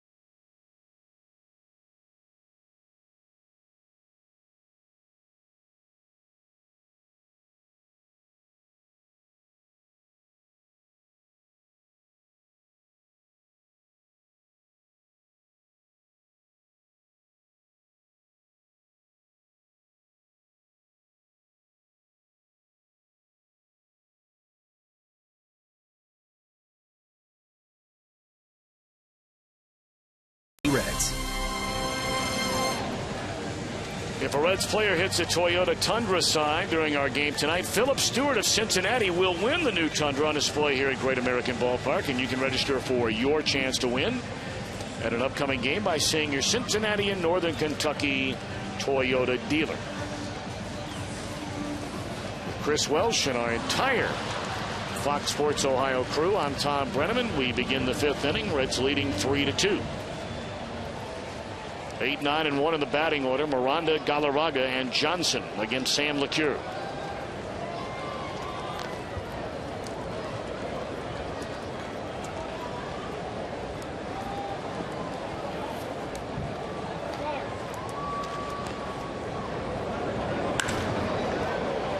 That ball scalded into right center field. It'll go to the wall, and that is a leadoff double for Juan Miranda. So the tying run in scoring position with none out here in the 5th. Well, Miranda was a guy that was born in Cuba. Now he lives in Santo Domingo, the Dominican Republic, or Santiago, the Dominican Republic, all over this fastball. But when he defected, along with some of his other friends from Cuba, he went to the Dominican Republic and was arrested by the Dominican Republic police. They're all set to deport him, send him back to Cuba. And who stood up for them and spoke to the Dominican authorities was none other than former Red Jose Rijo. Talked to them, told the authorities that these guys would rather be shot in Dominican Republic than go back to Cuba. And they gave him asylum. And that's where he makes his home. His wife is then the Dominican Republic. And it's a feel-good story. It really is. Great story.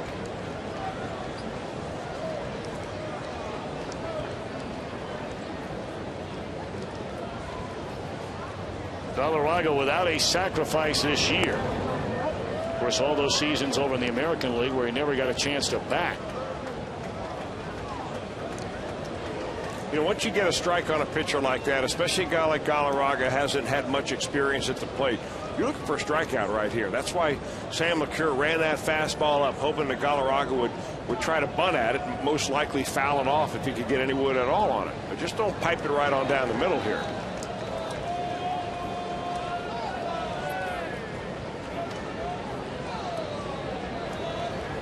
One on Armando Galarraga. He shortens up again and bunts it back. LeCure with a shot at third. Throw there, and he's out by 10 feet.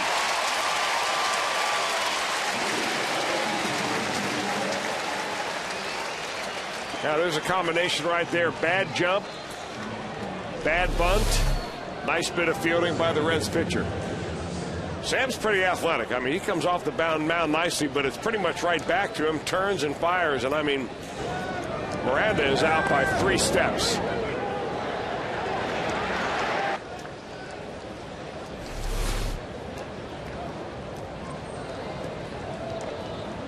Well, here's Kelly Johnson, who struck out looking to open the game and then clubbed a home run to straightaway center field his last time up, and LeCure starts him with a fastball, strike 1. A whole lot better than a strikeout there. You got the pitcher running and you eliminate the man at second base.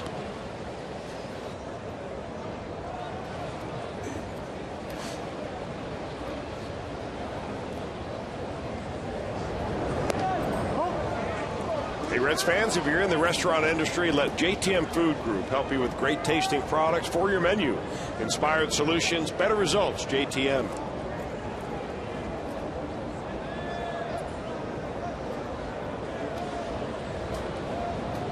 1-1 on Kelly Johnson. And a fastball runs way inside. 2 balls and a strike. That's a great pitch right there. I mean, you know, you're not going to hit the guy with a pitch like that because he can easily get out of the way, but it changes his eyes. I mean, if you're peppering that ball down and away all day long, eventually the hitters get used to seeing it. Now you can go back down and away from him right here, and he's got to make the adjustment. Came back in on him, and he hooks it into right field. The runner going to try for third, and then slams on the brakes, and now they got Galarraga in a run down. He's tagged out. Giannis throws to second, and safe there is Johnson.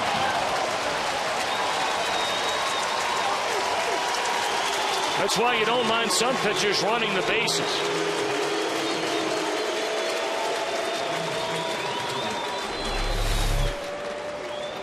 Well, Galarraga is not really sure what to do. I'm not sure if he picked up the third base coach Glenn Sherlock or not, but he's got a good arm. Jay Bruce does, one of the best in the league in right field. And that ball is cut off by Giannis, and he'll make the easy put out right there, nearly getting Johnson going into second base there. I think what happened was that Galarraga is thinking, I'm going to third base. I'm going to be a good base runner right here. And he got 4 steps around second, looked up and saw Sherlock put the brakes on him. And said, oops. Boy, if there's ever an example, and so oftentimes, Chris, we talk about the guys that don't hit the cutoff man. Yep. If there's ever an example right there of how important it is to hit the cutoff man, that was it. This ball is blasted by Ryan Roberts. You got to be kidding. Wow. A pair of home runs in the game by Ryan Roberts. And just like that, the lead is gone. 4-3 Arizona.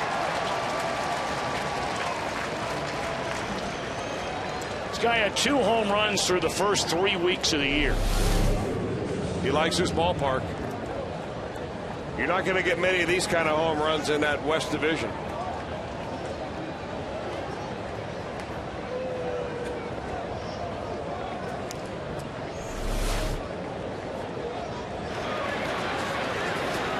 Now with all the big ballparks they have out there.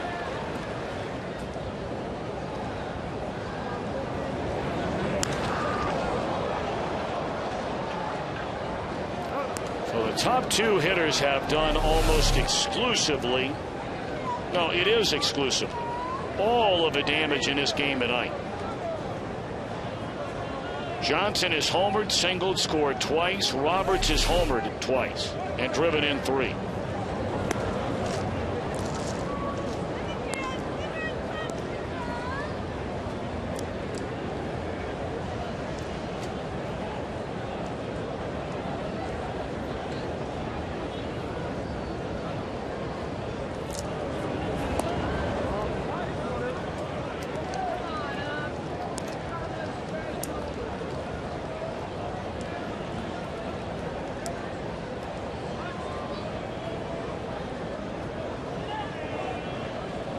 Roberts certainly trying to take advantage of the opening at third base. Here's a fly ball hit a ton into right field. Jay Bruce drifting back. This one stays in the park, but it's off the wall as Bruce didn't get it.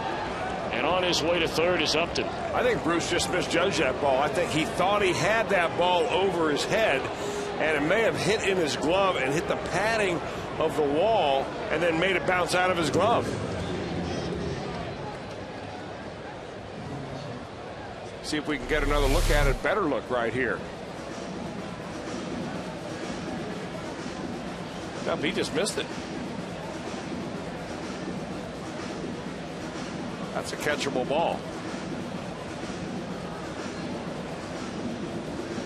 I think they're going to talk about whether or not this was a home run. About whether that ball hit beyond that yellow line out in right field. You got to wonder how in the world any one of the 4 umpires was able to see it hit beyond that yellow line, if indeed it did. Well, this is a reviewable call. Yep. If they want to take the time to go downstairs and take a look.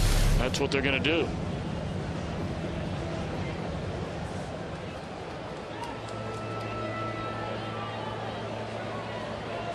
So the umpiring crew, with the exception of home plate umpire Adrian Johnson, will make their way and alongside the Diamondbacks' third base side dugout and take a look at whether or not this will be a home run for Justin Upton.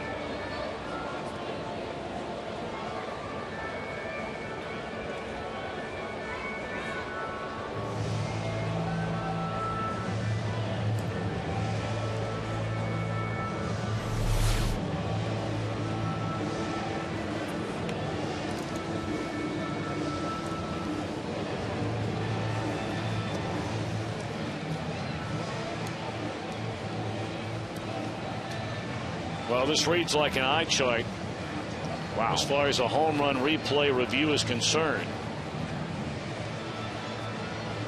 The decision to use instant replay is made by the umpire crew chief.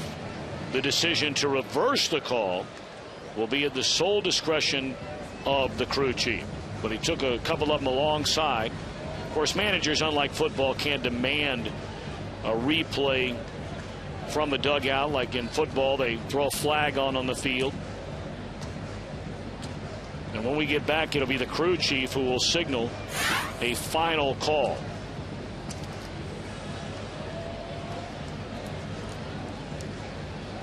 And you almost wonder, not a summer humid night, but certainly a little on the muggy side. You almost wonder if Sam LeCure is running out of steam. I mean, you always have to go back to spring training, where LeCure did not pitch as a starting pitcher during Cactus League play until the second injury in the rotation, which was Homer Bailey. So he only made one start. I don't know, Chris. I don't know how anybody could tell one way or the other. Well, now, the way I see it, the ball has to hit something other than that yellow line. That yellow line is in play. If it hits off of that and comes back into play, it's a double or whatever, however many you can get, correct? Mm-hmm. So it's got to hit something else beyond that. I didn't see anything else beyond that it would hit. I'm still disappointed that the ball wasn't caught. Well, so does Bruce. You could read his lips out there. He said a minute ago, I can't believe I didn't catch that ball.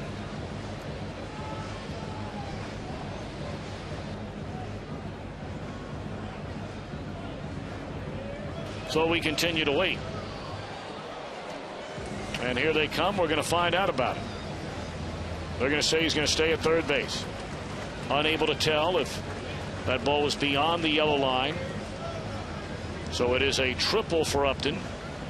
And LeCure still has one more big out to go after surrendering a 2-run home run and giving up a 1-run lead here in the Arizona fifth inning.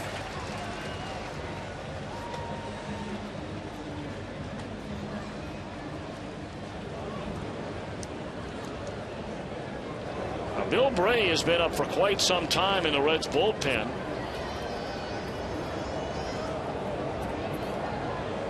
But it looks like they will stay with LeCure, or will they, to face left-handed batting Stephen Drew. Drew has bounced out to Phillips and singled into right field. Ball one.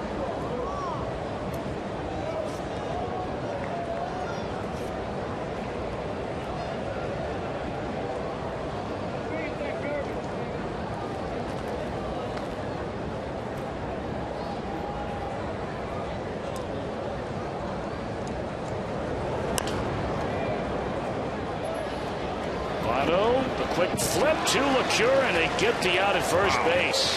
Very close. A 2-run home run by Ryan Roberts, his second long one of the night, has given Arizona a 4-3 lead.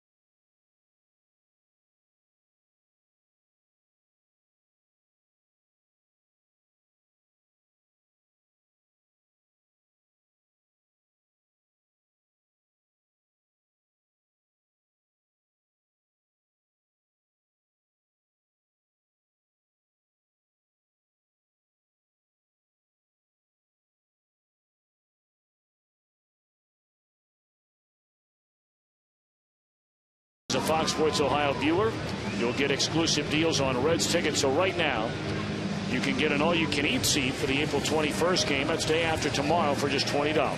A $12 savings. Go to Reds.com/Ticket Tuesday and get your tickets today. All right, top of the order. Reds having to play catch-up for the third time tonight. They fell behind 1-0. They fell behind 2-1. Took a 3-2 lead. Now down 4-3. Stubbs tied the game at 2, leading off the third inning with a home run. 1 ball and 1 strike. He's followed by Brandon Phillips and then Joey Votto. Diamondbacks have out-hit the Reds tonight 8-4. Clubbing 3 home runs in the game.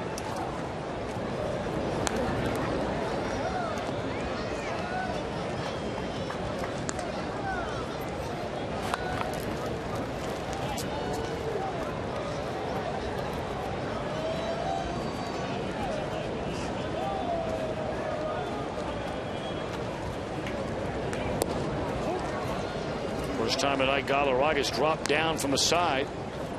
And that 1-2 pitch misses in. Yeah, also a rare time that he decides to come on the inside part of the plate to a right-hander. He's just been brushing away on that outside corner, or at least trying to, all night. Well, at least based on his career numbers that you had earlier, whatever Galarraga's approach is to right-handed batters, it's been a pretty good approach throughout his career. Yeah, left-handers have been the ones that give him problems.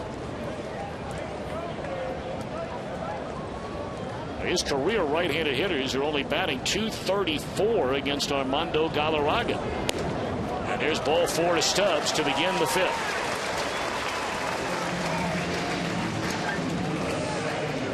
Second walk given up by Galarraga tonight. I'll take a look where Armando Galarraga tried to get Drew Stubbs out. Really missing away, kind of going down here all night long. Those 2 out here, the number 5 and the number 2 pitches, second and 5 ones in that sequence. Those are sliders that were way off the plate.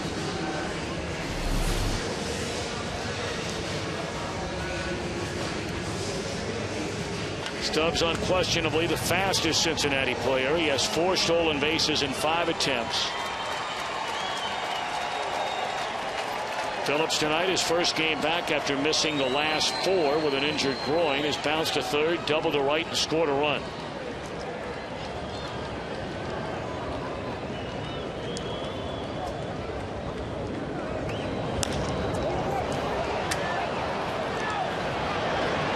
Two outs.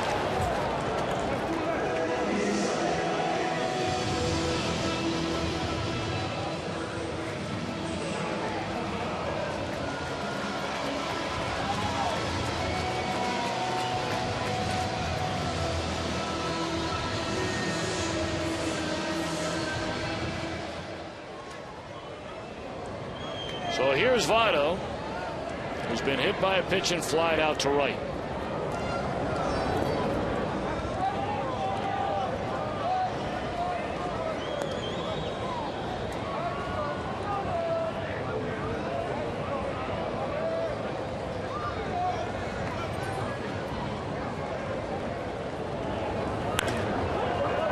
And this ought to do it. So what was a very promising start ends quietly. We go to the 6th. Arizona 4-3 lead.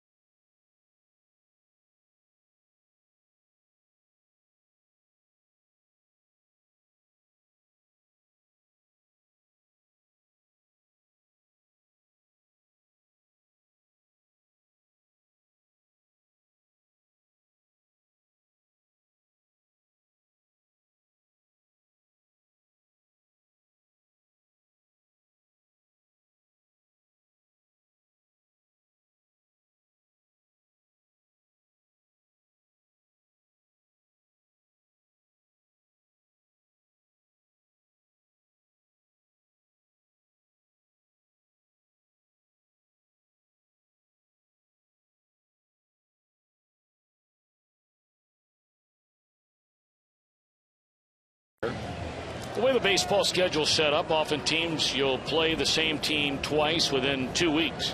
Do you like it? 1, yes. Do you don't like it? 2, no. 3-7-6-6-4. Standard rates apply.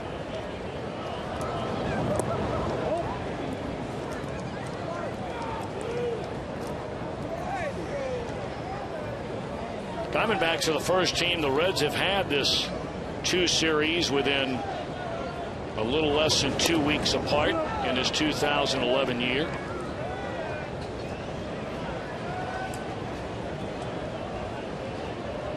But that'll be kicking into high gear very, very soon.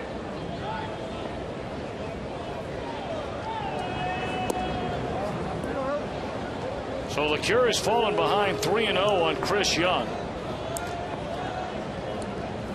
4 runs, 8 hits for the Diamondbacks through the first 5 innings tonight.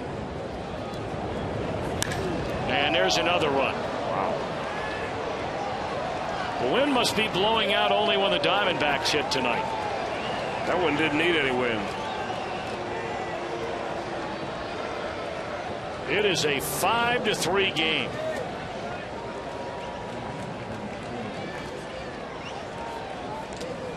Well, you talk about staying behind the baseball and just driving it out of here. He used his legs as well as anybody on that particular shot.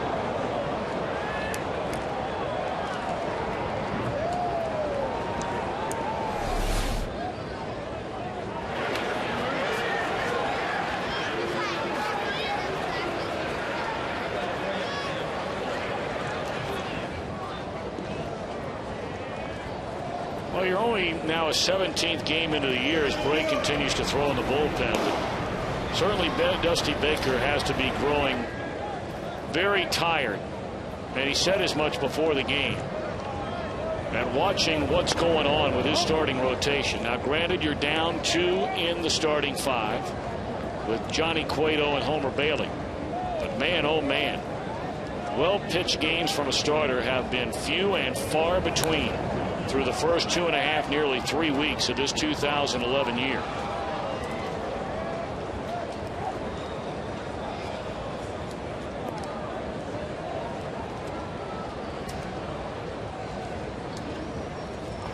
You can see Dusty down there shaking his head, talking things over with bench coach Chris Spire. I mean, Chris, seemingly every night you're going to the bullpen in the 5th, 6th inning. Well, if you can get 6 innings out of your starter, your number 5 guy, and you got to figure that Sam LeCure is in that spot, that's not so bad. I mean, that's really what guys are expected to do nowadays. Going down the right field line towards the corner foul. But you don't want to go 6 innings and give up a big number. And right now he's looking at being down by 2, which is in this ballpark is not much at all.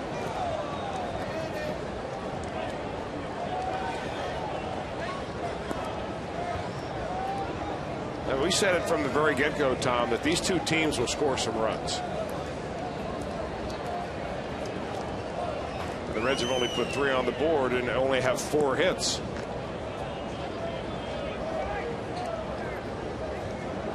Montero 1 out of 2, and there's a swing and a miss, and now he's 1 out of 3. That's 3 strikeouts tonight for LeCure. His night is over.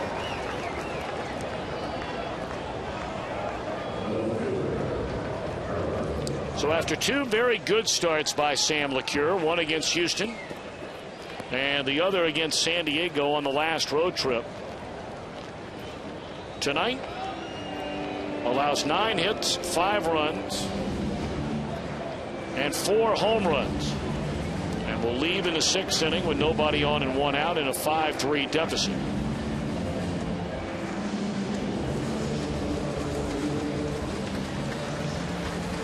Skyline Chili call to the bullpen brings on left-hander Bill Bray.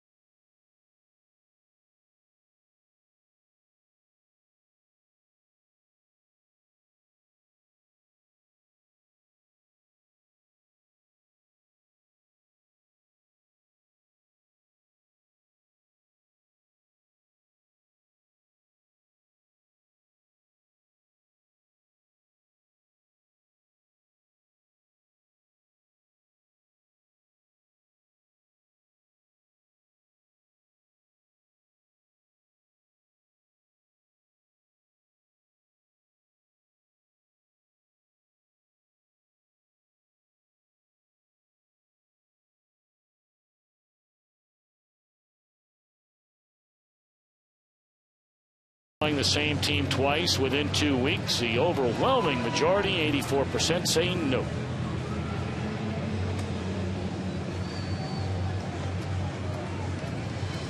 Taking over on the mound now for the Reds with nobody on and 1 out in the 6th inning is left-hander Bill Bray. Well, usually Bill Bray's a guy that comes in just to get 1 or 2 left-handers out, and Dusty Baker waited until there were a couple of back-to-back lefties in this lineup. Gerardo Parra and Juan Miranda coming up, and that's why Bray's in here, to try to get these guys out and get the Reds out of the 6th inning.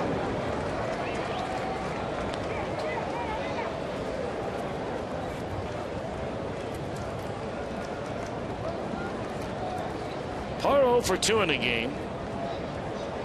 Really, until that home run by Chris Young to begin this inning, we brought it up.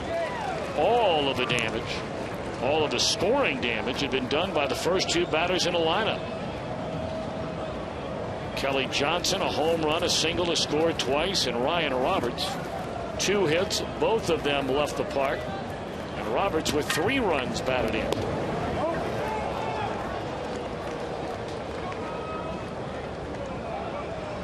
Well, Bray has, to use the word intimidated would not be an accurate description. You go back to 2009, before he underwent Tommy John surgery, and you talk about owning left-handed batters. How about the numbers for Bill Bray?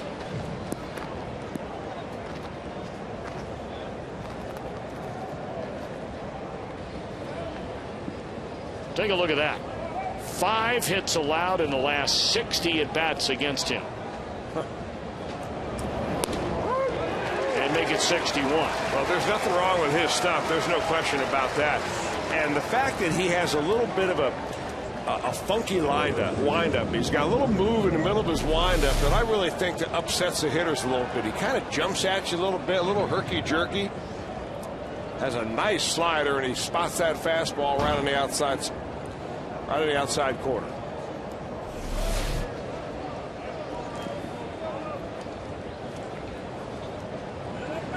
So now Miranda, who has fly to right and double to right center field, strike 1.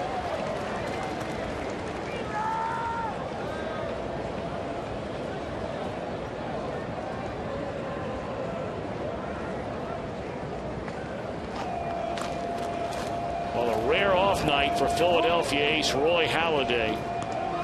Milwaukee has lit him up tonight. 10 hits in 6 2/3 innings, 6 earned runs. That's more runs than Halladay had allowed all year long.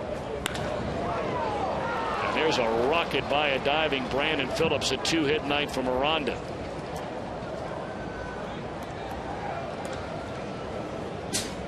He came right into this ball game. Miranda did really struggling.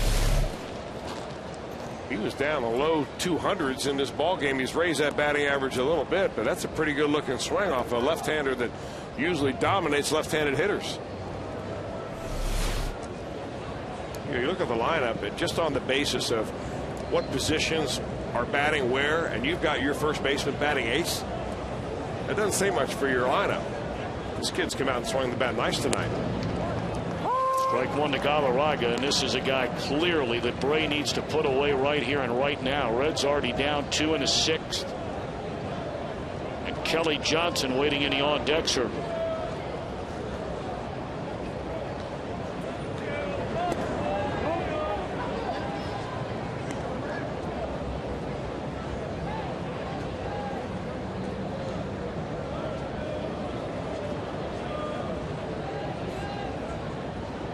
Still a long way to go in this one. We're only in the top of the 6th inning. Arizona with a 5-3 lead. 1-2 to Galarraga.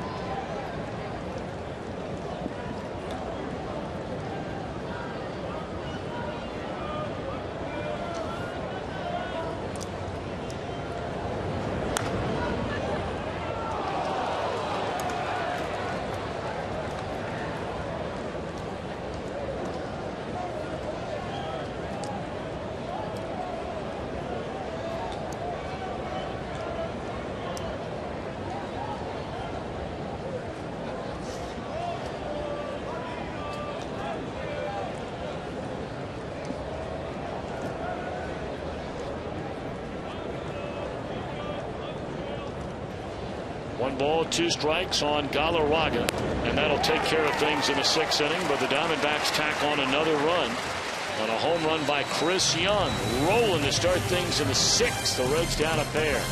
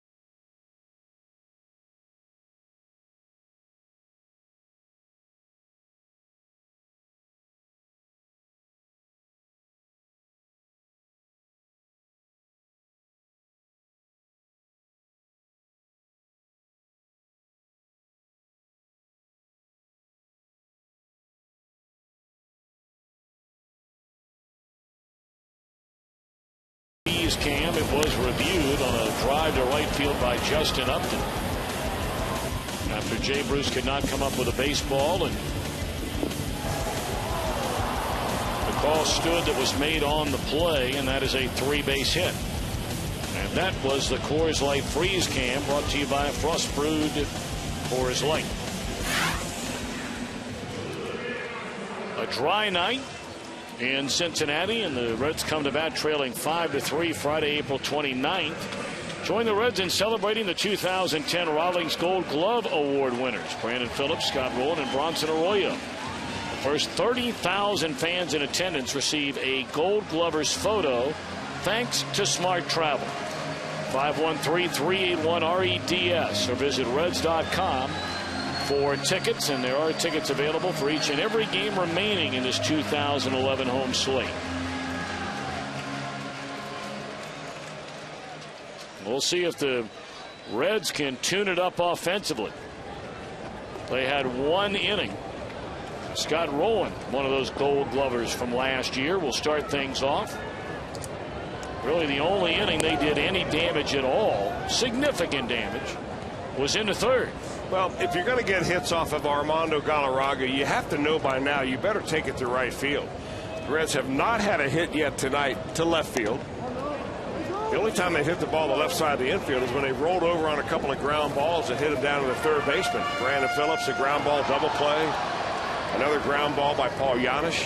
One by another one earlier in the game by Phillips. But all the damage the Reds have done have been to right field or dead El Centro, like the home run that Drew Stubbs hit. So this guy's staying away from their power, and there was an interesting comment that Clint Hurdle made in the paper. Maybe it was in the Pittsburgh press, I'm not sure, about this Reds ball club, saying, hey, talking about his pitcher Kevin Correa yesterday, how he stayed away from the sweet part of the bats. He said this is a big swinging team. They're aggressive, they've got big swings, and they go after it. And I think Galarraga is kind of playing into that same philosophy of just try to get him off of it a little bit. Don't try to battle him with the hard stuff, because that's where their forte is. And he's giving the Reds their best opportunity to make themselves get out. 3 of the 4 pitches on the outer part of the zone. Now Jay Bruce, who has struck out and rolled out to the catcher in front of the plate. First pitch swinging, weakly popped up to the left side, and it's out of play.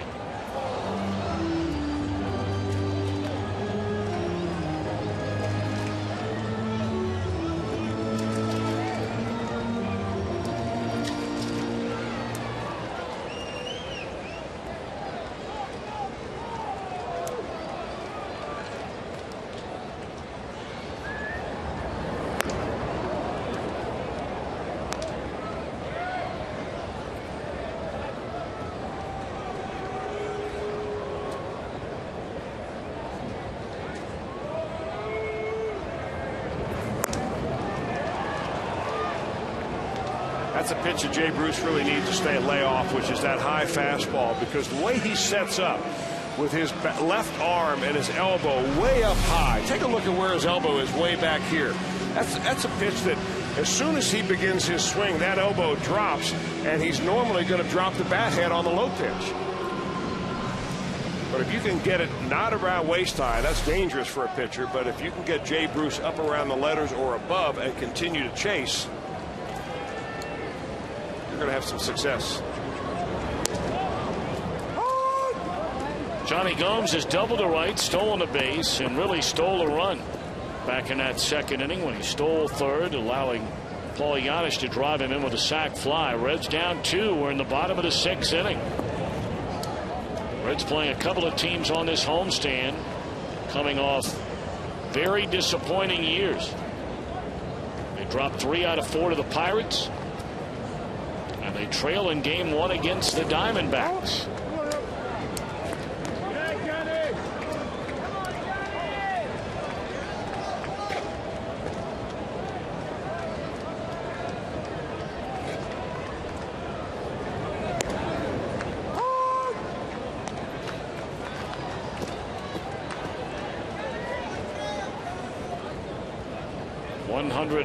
Pitches for Galarraga, 2 outs here in the 6th inning, and that strike 3 call to retire the side. Boy, this guy's making it look easy.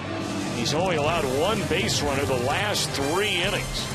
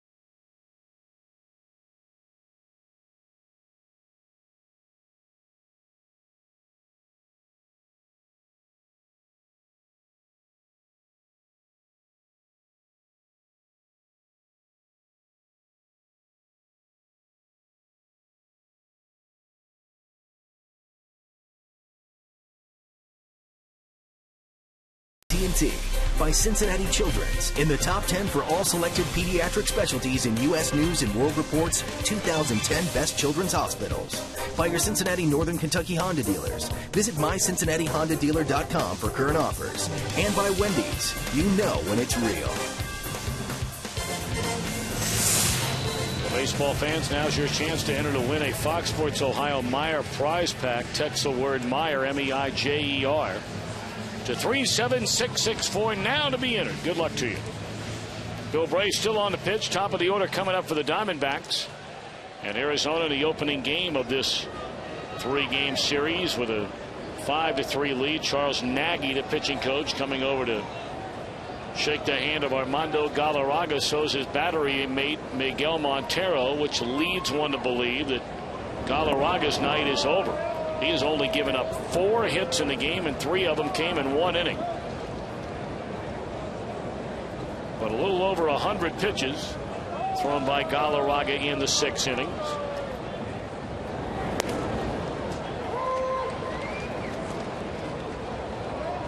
That's his best start as a Diamondback, and only his 3rd start as a Diamondback.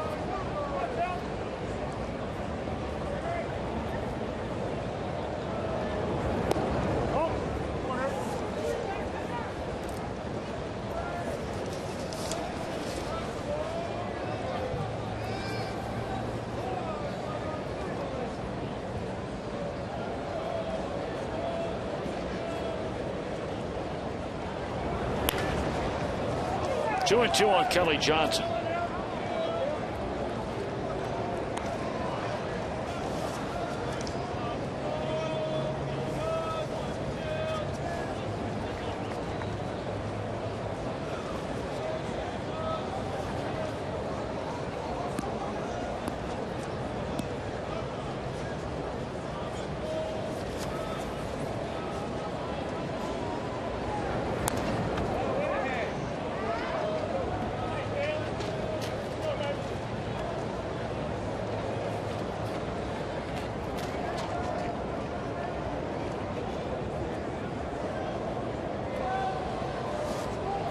Two and two to Johnson. Will be followed by Ryan Roberts and then Justin Upton.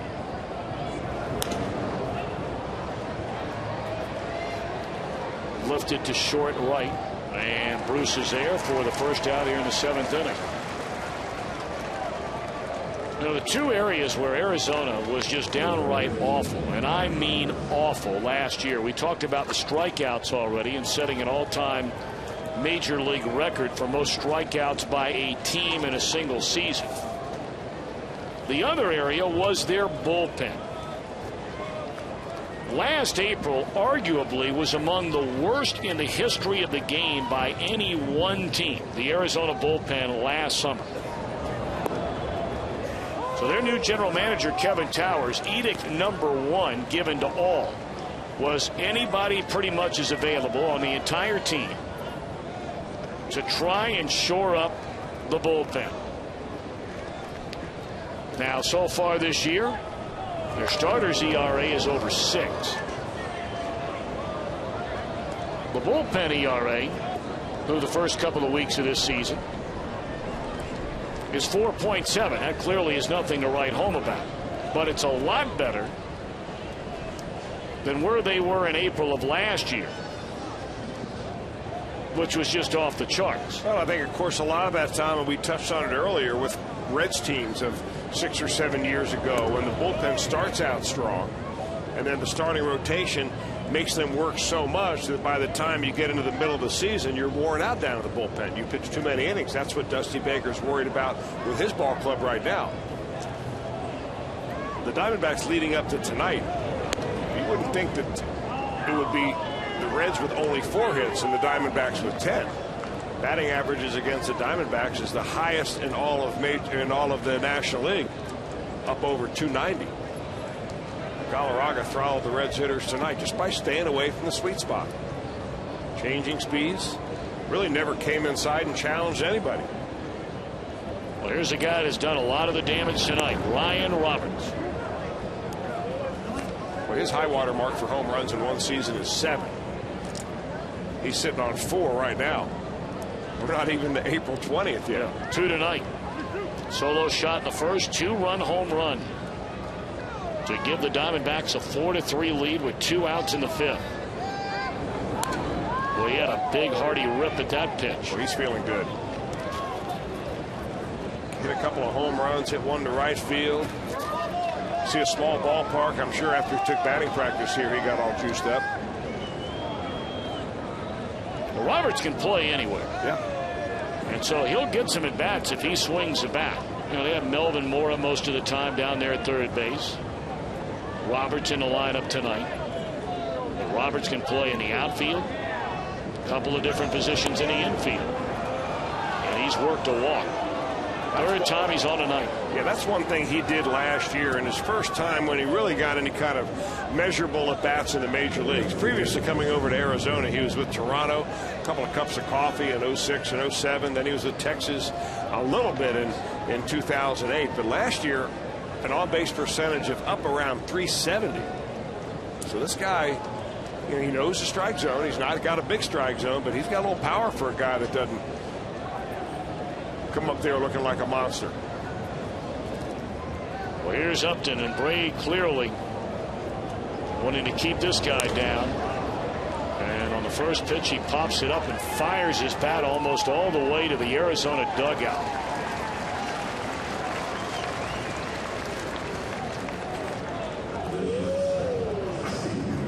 Follow the Reds with MLB.com at bat 11. Text 31826 or visit Reds.com for details.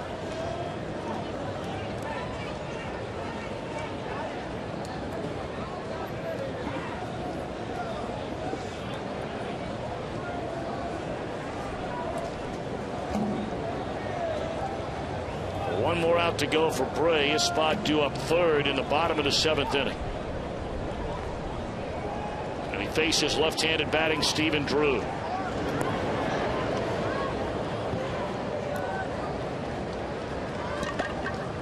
Roberts has attempted 2 stolen bases this year.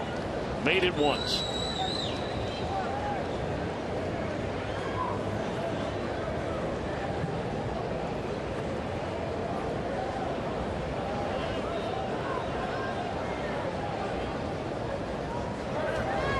Runner goes, throw down to second, and Roberts is safe. Got a good jump on Bill Bray.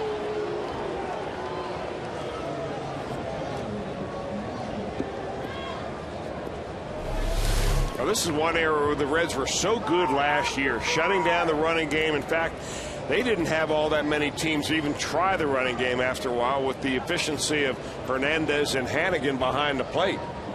But I'm not so sure the pitchers this year are giving these guys much a chance to throw anybody out. I mean, it seemed like the Pirates ran at will. Here Roberts gets himself into second base. Funny swing there and a breaking ball by Drew, and it's 0-2.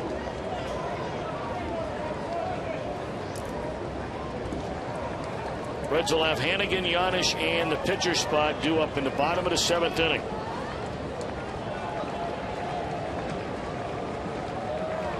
Milwaukee, meanwhile, continues to pound away on the Phillies, 9-0. Milwaukee trying to roll into Philadelphia and steal the first 2 games of that series. Cubs in San Diego rained out, and they're still waiting on a rain delay in St. Louis. They hung on to win an extra inning game last night, the Brewers did, in dramatic fashion.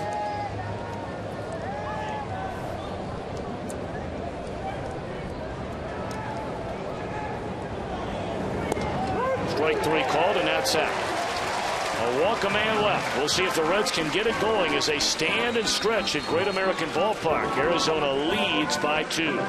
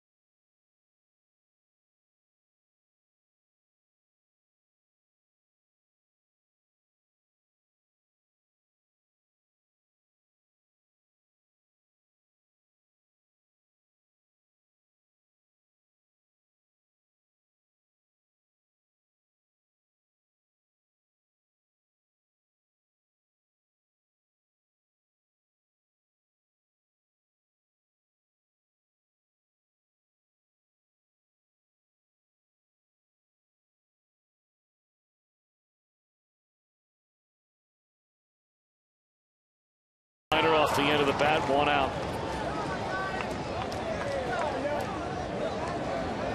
Boy, this Reds team needs a major league spark to ignite something, anything down in that dugout.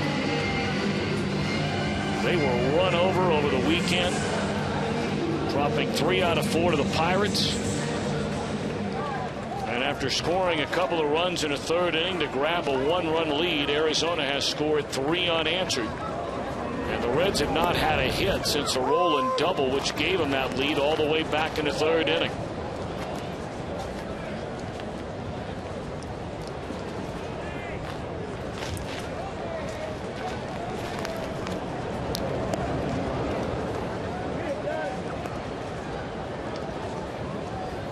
Now, they've been talking about the improvement in Vasquez's curveball, and just saw a good example of it right there.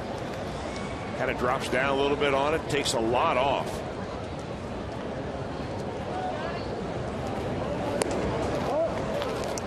Tell you what, you drop down and throw yourself a little 75-mile-an-hour curveball and then back it up with a 97-mile-an-hour heater, you've got something special.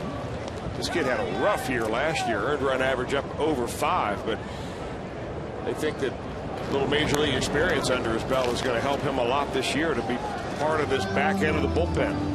Well, really the same holds true for Juan Gutierrez. Yeah. A guy a couple of years ago who had a dynamite year out of their bullpen, and then last year had a hard time getting anybody out.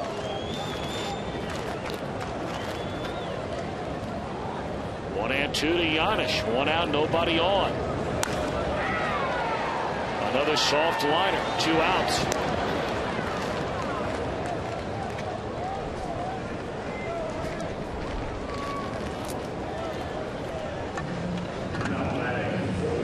Well, Chris Heisey was in the on-deck circle. To bat instead for Bill Bray is Jeremy Hermida. Is called up from AAA Louisville after the injury to Juan Francisco over the weekend.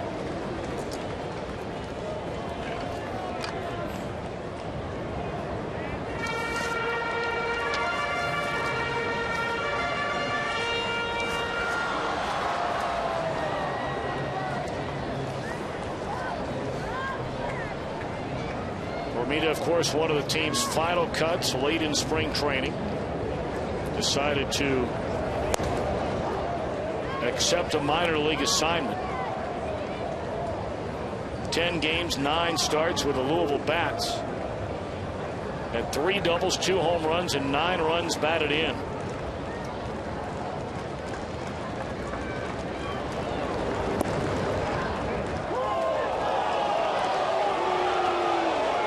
How low can you go?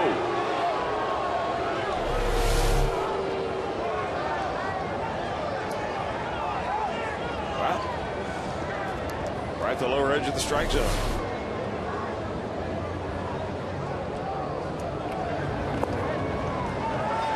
Too low that time. 1-2 on Hermida.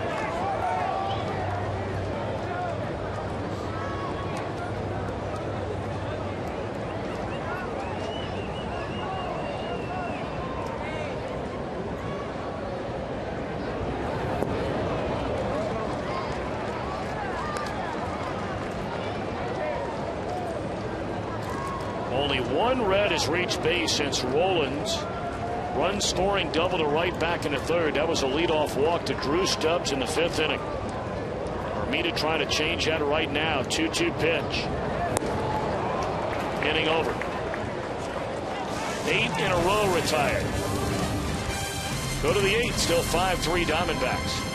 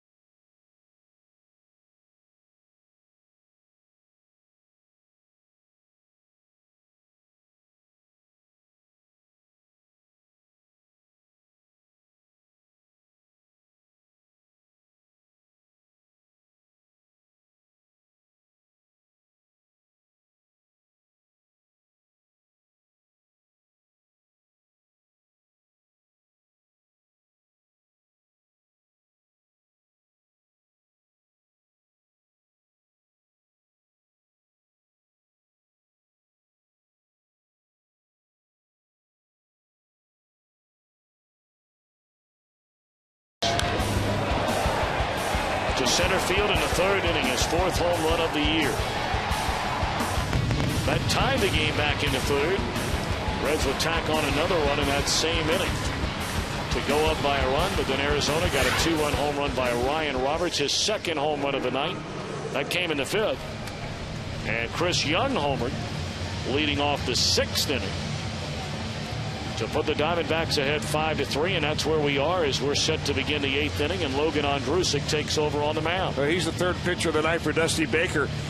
Nice job by Bill Bray. Came in to pitch the back end of the 6th inning when he got a couple of strikeouts. He pitched a nice 7th inning. They'll turn it over to Ondrusek, who comes out for the 9th time this year. Good earned run average. Keeping the ball in the ballpark, and he'd love to keep the Diamondbacks right there. Just a 2-run deficit the Reds are right now.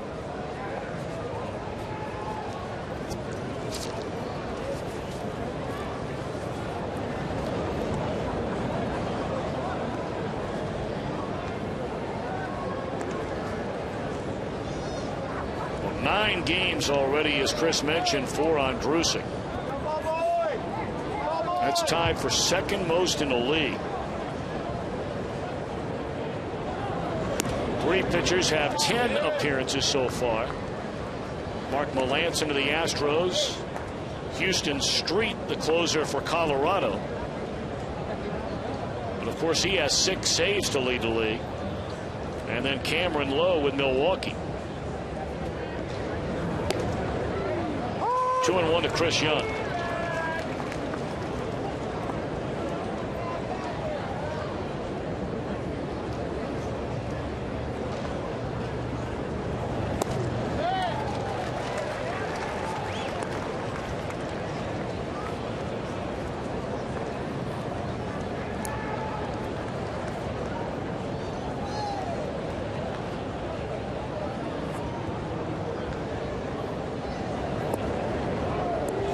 Ondrusek last year was in 60 ball games for the Reds, and that was even considering that he was sent down somewhere down around late April, and it did not come back up until the 1st of June. So he would have been one of those relievers on pace for 75 games or so. By Fan Jung to begin the 8th inning.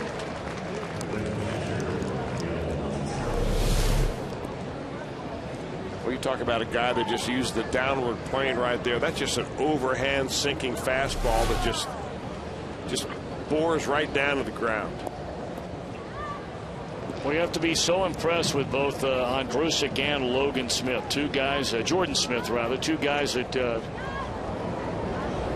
came up last year and unexpectedly really big contributors to the Reds winning the 2010 divisional championship. Yeah, sometimes you get guys up, you hear a lot of fanfare about them as to when they were drafted, and they're coming through the organization, and people can't wait to see them. But these guys really did come under the radar, especially Jordan Smith, who there he is there, who came right up from Double-A. Smith will not pitch in a game tonight. He's been used for 3 straight days. There's a hard hit ball, and Brandon able to knock it down right in front of it on one knee, and Miguel Montero thrown out. And the Reds will have the top of the order in the bottom of the 8th inning. Stubbs, Phillips, Votto, and they're hoping for a lot more than that, as the Reds are down to perhaps their final 6 outs of the night.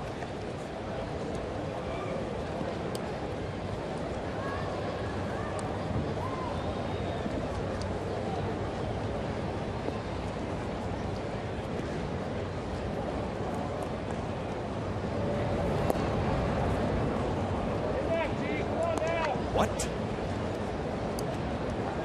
Did he really throw a ball 99 miles an hour? Up on the big one out in left center, it said triple digits. 100.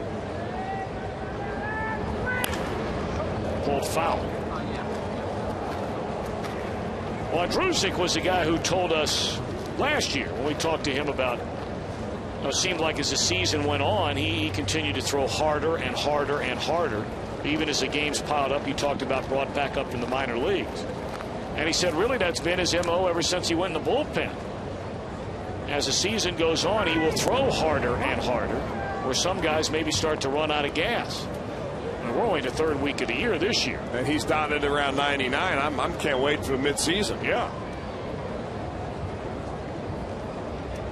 2-1 to Parra. That's the other thing he can do to you. He's got so much confidence in everything that he throws. Well, you know, he taught himself a little bit of a splitter, or a cutter, and he's using that a little bit more. But his downward pitch you just saw there, the one that comes in the mid-80s, is that splitter. He's got huge hands, real long fingers. And he puts that ball in there, it looks like a golf ball. And he just flips that baby up there. It's got downward tumbling action. It's really tough to elevate. There it is again. And a weak fly ball into left field, and that will do it in the Arizona 8th. We'll see if the Reds can crank it up, trailing by a pair.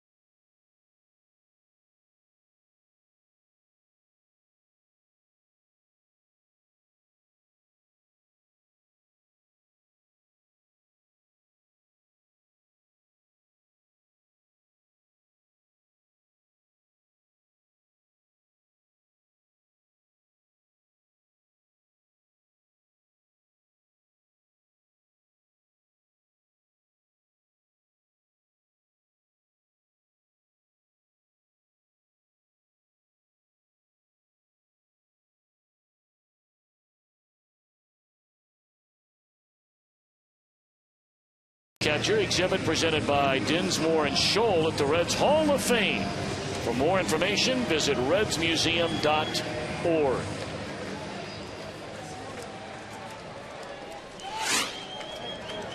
And after every Reds game, stay with Fox Sports Ohio for Reds Live, the place with the most comprehensive highlights of your Cincinnati Reds. Plus hear from Dusty Baker and the stars of the game before anyone else does. That's Reds Live post-game, brought to you by Kings Honda and the Kings Auto Mall. Visit KingsHondaUSA.com. All right, let's see if the Reds can get something going here against a new Arizona pitcher who's fallen behind 2 balls and no strikes. It's David Hernandez. Boy, he's been mighty good. Although you see he's walked 4 in 7 1/3 innings, but not giving up many hits. Perfect inning by Vasquez with a strikeout. 3-0. Well, you would assume the Reds are going to be patient with this guy. I mean, clearly there are times where he has a hard time throwing strikes. He's fallen behind the very first batter, 3-0. And now 3-1 to Stubbs. I got to figure he's still getting used to maybe working out of the bullpen, especially the back end. Now, he did pitch out of the bullpen last year for the Baltimore Orioles. But he was a starter with the Orioles before that.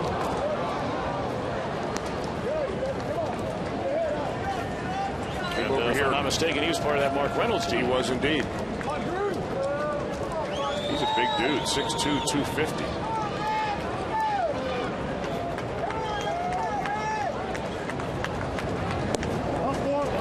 Stubbs draws a walk. So Stubbs is the only Red to reach base since the 3rd inning. And he's been on twice. He walked in the 5th. And now he walks to begin the 8th. Of course, their closer is J.J. Putz. So the Reds threaten a major comeback in the bottom of the 9th inning in that rubber game this Sunday afternoon in Arizona on the last road trip, but Putz able to put it away. See if the Reds can strike, and strike often long before then. Here's Phillips. After a walk to Stubbs back in the 5th inning, at the time the Reds were only down a run, Brandon swung at the very first pitch in the at-bat, and it turned into a double play on a bouncer to third.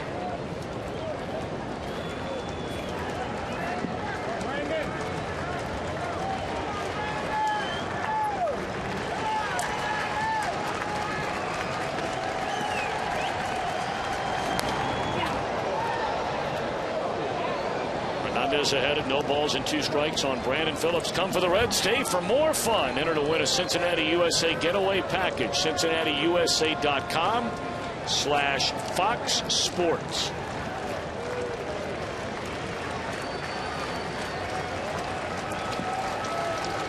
Tying run of the plate. We're in the last of the 8th inning with Stubbs at first and nobody out.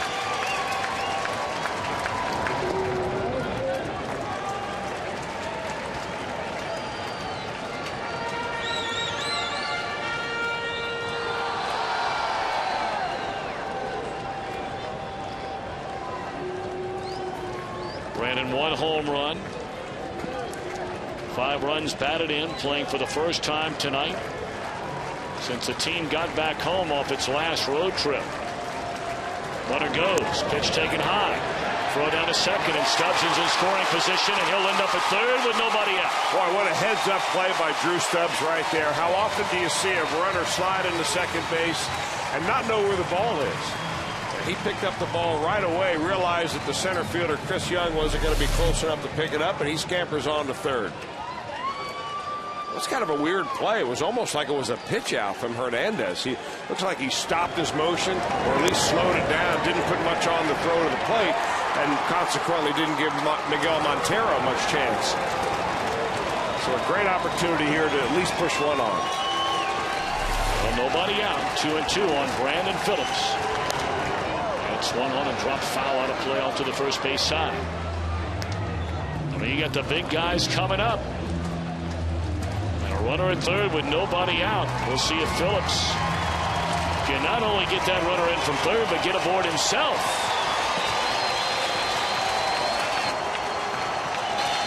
As Votto's waiting.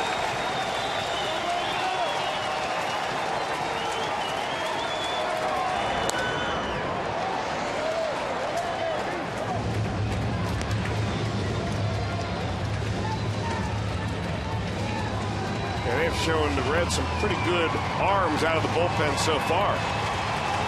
Esmerling Valdez was dialing up there around 97. That last pitch by Hernandez at 96. J.J. Putz can get it up there a little bit. Oh, yeah. 2-2 on Brandon Phillips. And that's into short right field. This may fall. It will fall. A base hit and an RBI by Phillips to plate Stubbs, and the Reds are down a run here in the 8th inning. Well, this is exactly what the Reds needed. It's exactly what they did to the Arizona Diamondbacks out in Arizona. They were down by a few runs, and they come roaring right back. Based on what they did last year, this ball club believes in themselves. And they put themselves in a position in this ball game where they've got to come back.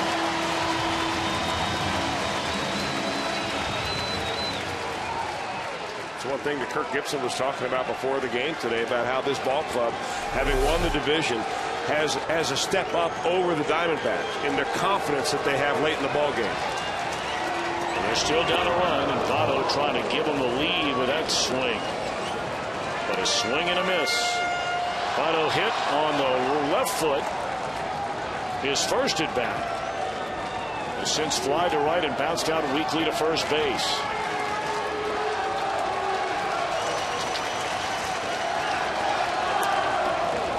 Quickly behind 0-2. Boy, coming right after him with nothing but Powder River.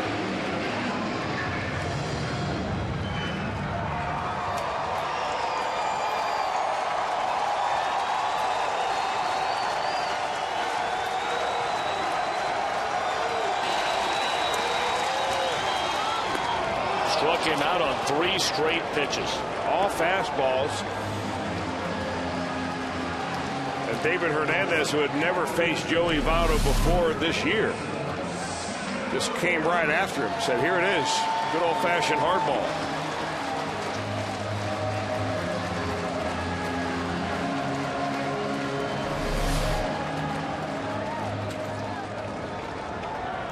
Tying run at first, one out here in the bottom of the 8th inning. The Reds have drawn within a run. Scott Rowland, the batter, 1 of 3, knocked in a run with a double in the 3rd inning. 0-1.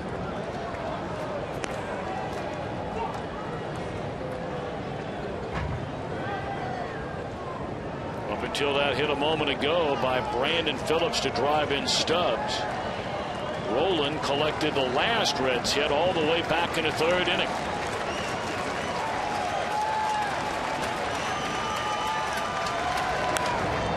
And he'll be the 2nd out in the inning.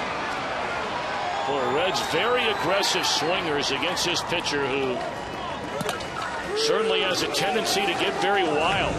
Only one pitch in the Votto at bat was in the strike zone, and neither pitch in the at bat to Rowland in the strike zone.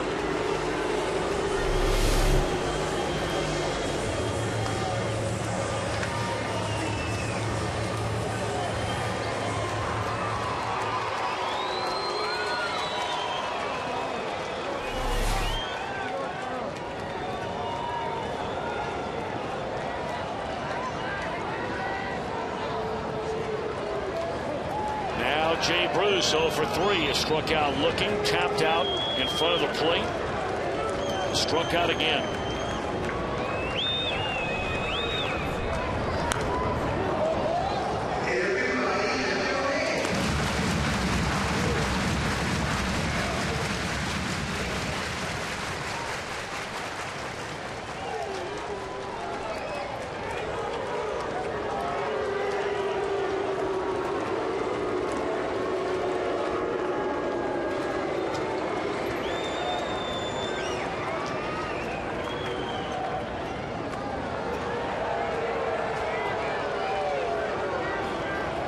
Arizona has double barrel action in its bullpen just in case Hernandez runs into any trouble in this inning.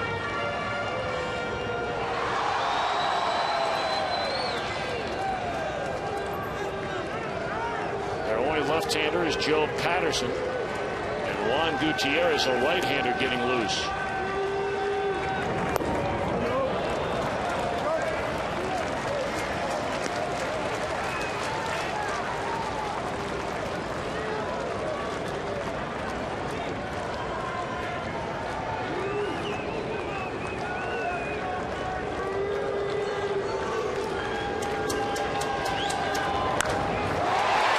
Fly ball straight away center field. This is not even close to getting out of here, and that'll end the inning.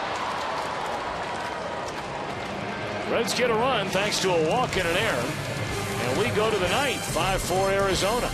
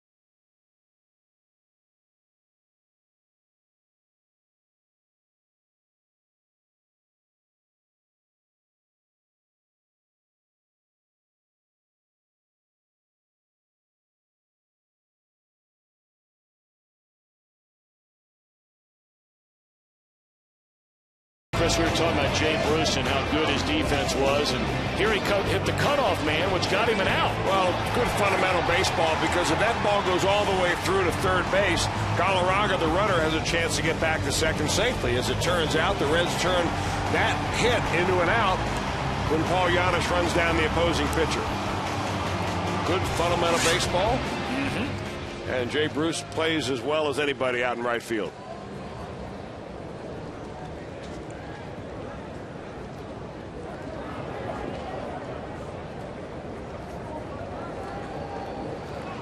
All right, so Logan Ondrusek, after a perfect eighth inning, will get the ball here in the ninth. The Reds are down 5-4 in the opener of this three-game set. A tardy swing by Juan Miranda to lead off the inning. He'll be followed by a pinch hitter for the pitcher.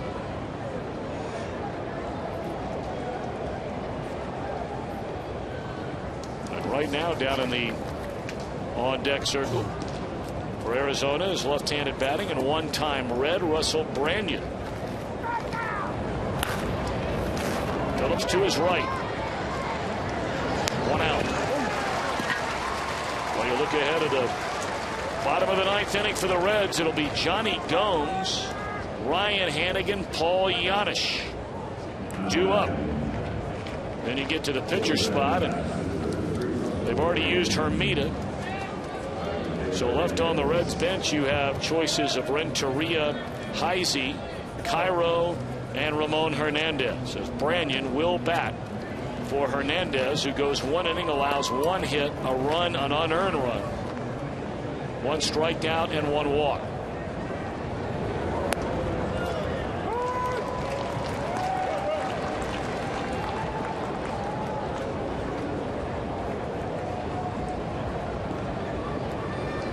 Take a look at that. 10 or more home runs in a single season. 5 different clubs. Russell Branyan's done it 4. Gomes in front of the wall for the second out.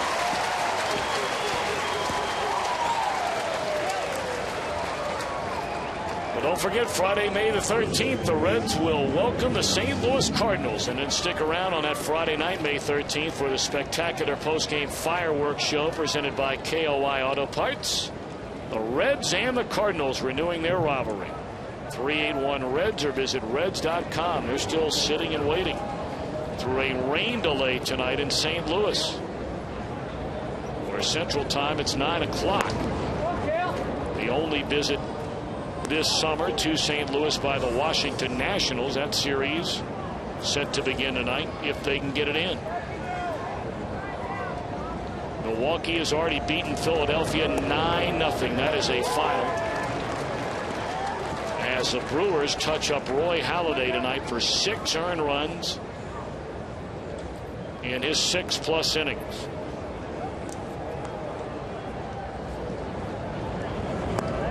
And then those Pirates, who walked out of here winning 3 out of 4 over the weekend, they run into Josh Johnson, who is now 3-0. He shuts out Pittsburgh 6-0 tonight.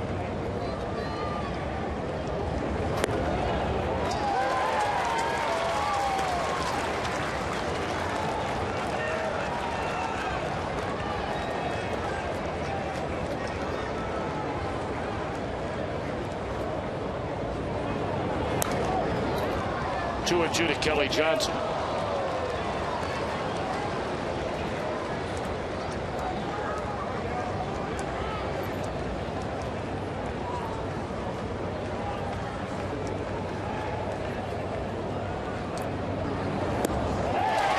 Nice watch. 2 perfect innings for Logan Ondrusek. Boy, is he throwing the ball well. All right. Can the Reds do it in the bottom of the ninth? They come to bat trailing 5-4.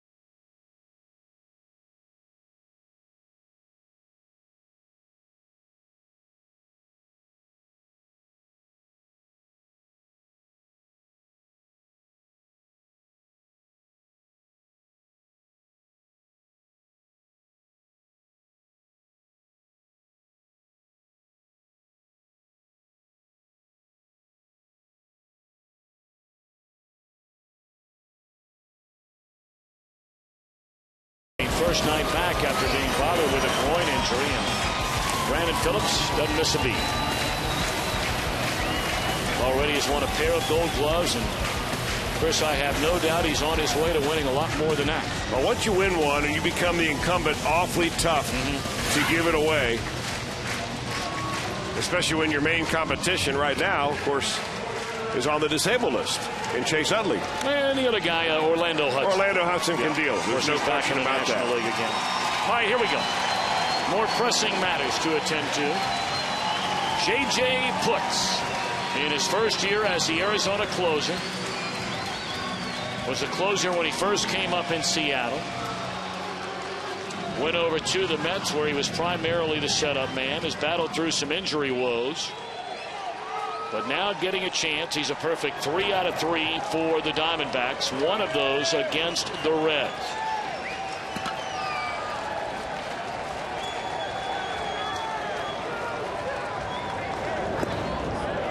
The game that Putz picked up the save against the Reds, he allowed 3 hits. And the Reds had 2 on with only 1 out, trailing by a pair before he struck out Juan Francisco and then Jay Bruce.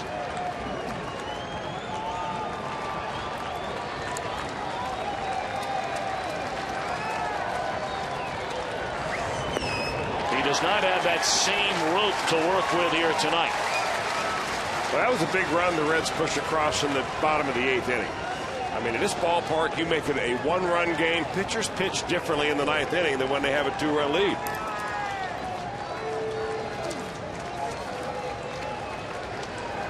Johnny Gomes, by the way, had a base hit into right field off Putz in that scoring 9th inning.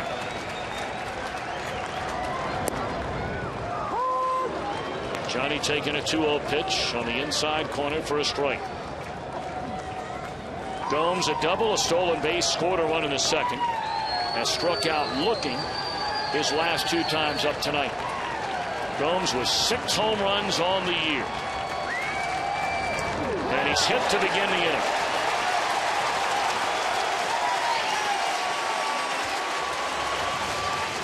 So the tying run is aboard to lead off the Reds' ninth. Johnny Gomes wears some protection on his arm, and I'm not so sure that got him on the protective sleeve. Looked like it got him on the forearm.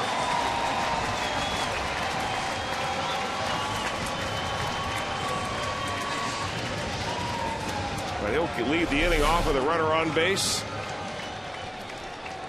Now you would expect Ryan Hanigan to try to move him over with a sacrifice bunt. I don't know. I mean, Hanigan handles the bat so well. You might think about it. Might be. All right, we'll see. I mean, there aren't many guys on a team you think about hitting and running with before Hanigan. He shows bunt and takes down an in-ball one. Now, the problem with a hit and run off a guy like Putz, he misses so many bats. He always has more strikeouts than innings pitched. He's a guy that has a strikeout pitch. And if you do that, you're going to miss a lot of bats. And the last thing you want on a hit and run is somebody to swing through the pitch. We'll see. They had a squared around on the first pitch. We'll see what they do now, 1-0. Hanigan bunts it, and this will advance a running. So the Reds give up an out to move the tying run into scoring position. And Paul Janisch will be the batter. Chris Heisey has grabbed a bat, put a helmet on, and moves to the on-deck circle.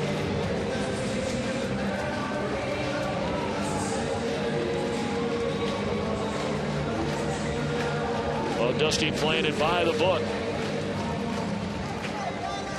Play to win on the road, play to tie when you're at home.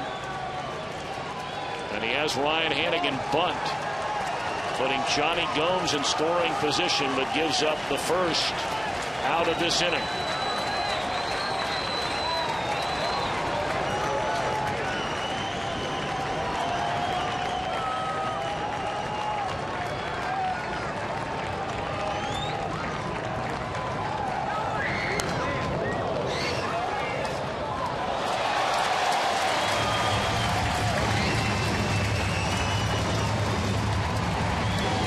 Yanish, a sac fly to center field and driving a run back in the second inning. He has since bounced to third and grounded out to second. You know, you see it from time to time with Paul Yanish. He gets excited up there, and I think he begins to pull his shoulder out, his front shoulder a little bit, like he did on that last pitch.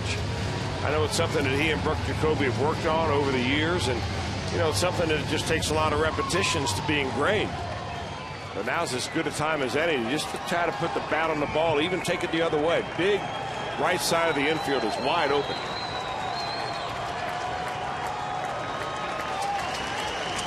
Reds down a run. Last of the ninth inning. They have Gomes at second with one out. And there's strike two, a fastball right down the can.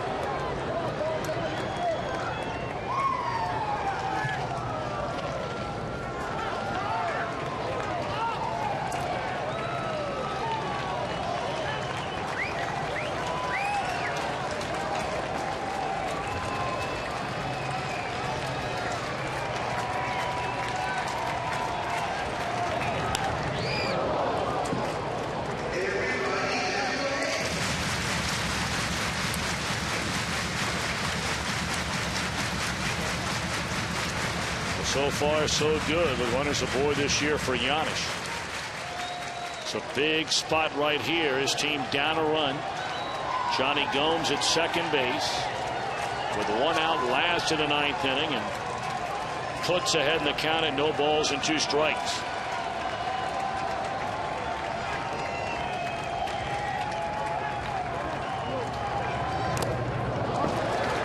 Barely got a piece of that. Hung in there nicely, though. Last couple of breaking balls from Putz. Those are his strikeout pitches. When he gets that baby down and away, that's a real tough pitch to put the bat on. Hung it up there a little bit. Yanish likely to get a fastball here after a couple of those breaking balls. Still 0-2 count. Big time advantage for Putz. Yanish wearing out that bubble gum, trying to wear out Putz right here and bring in the tying run.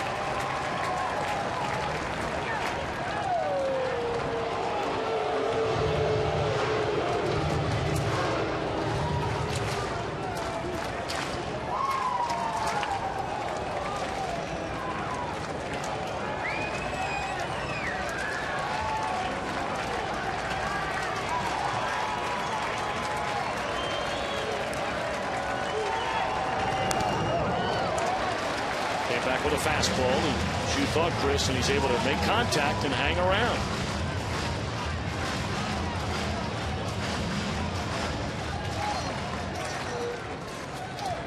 But the Diamondbacks don't think that Paul Yanish is going to pull J.J. Putz. They've got that outfield pushed around way towards right. Center field, Chris Young, right side of second base. The left fielder is way over here in the gap.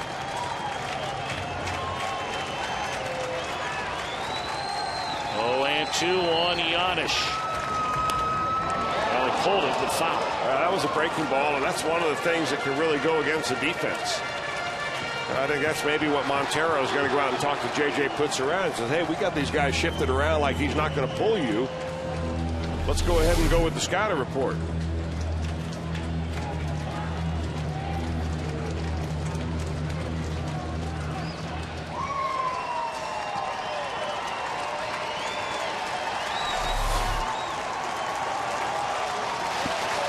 Yanish to deliver and get that tying run in from second base. Still 0-2 to count. And a tapper to third. The Reds are down to their final out of the night.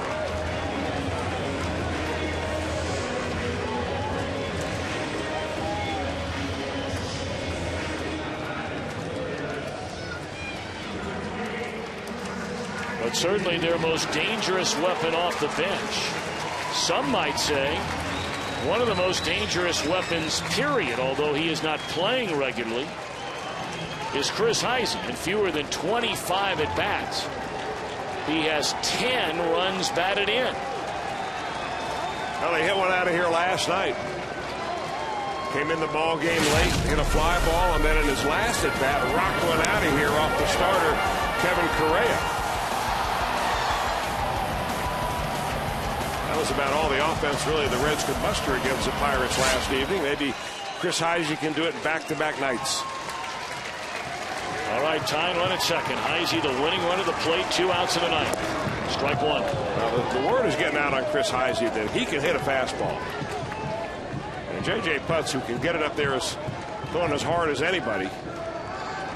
Leads him off with the first pitch breaking ball right there, figuring Heisey coming off the bench is going to look for a fastball first pitch.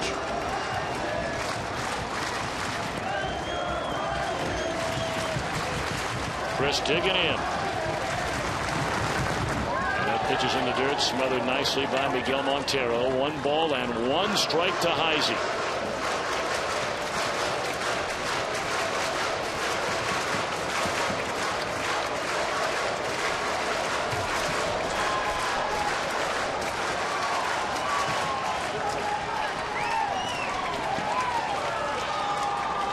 Reds got a run in the 8th.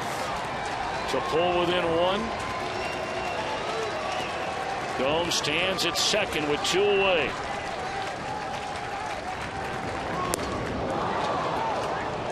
And now puts ahead of Heisey at 1 ball, 2 strikes.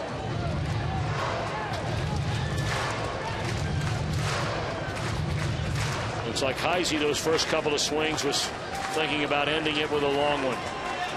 Well, he's yet to see a fastball.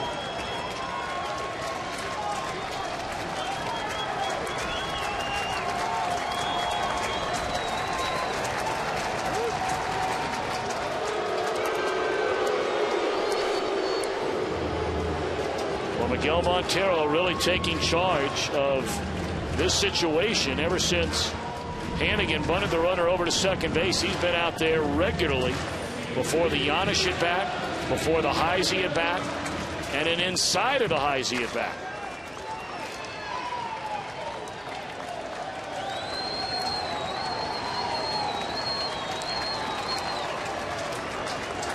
One ball and 2 strikes on Chris Heisey.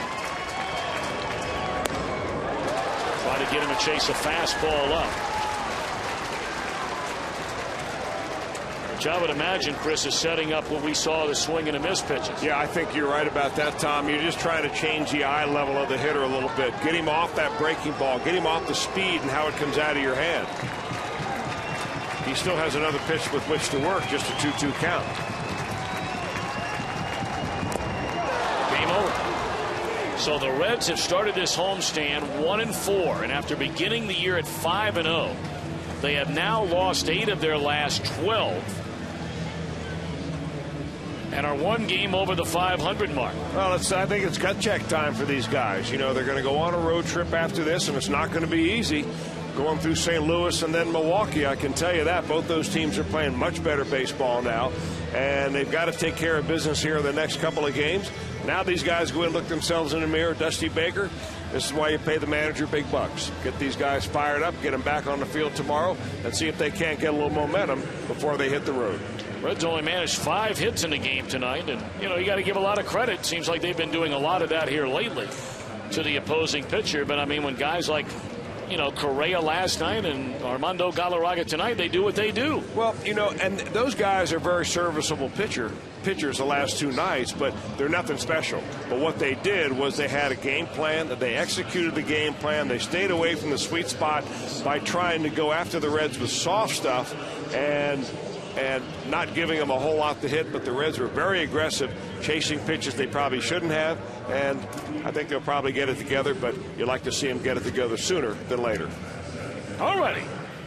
5-4 our final score tonight. Time for Reds Live, the post-game version, to get underway, and let's begin things by checking in with Jim Day.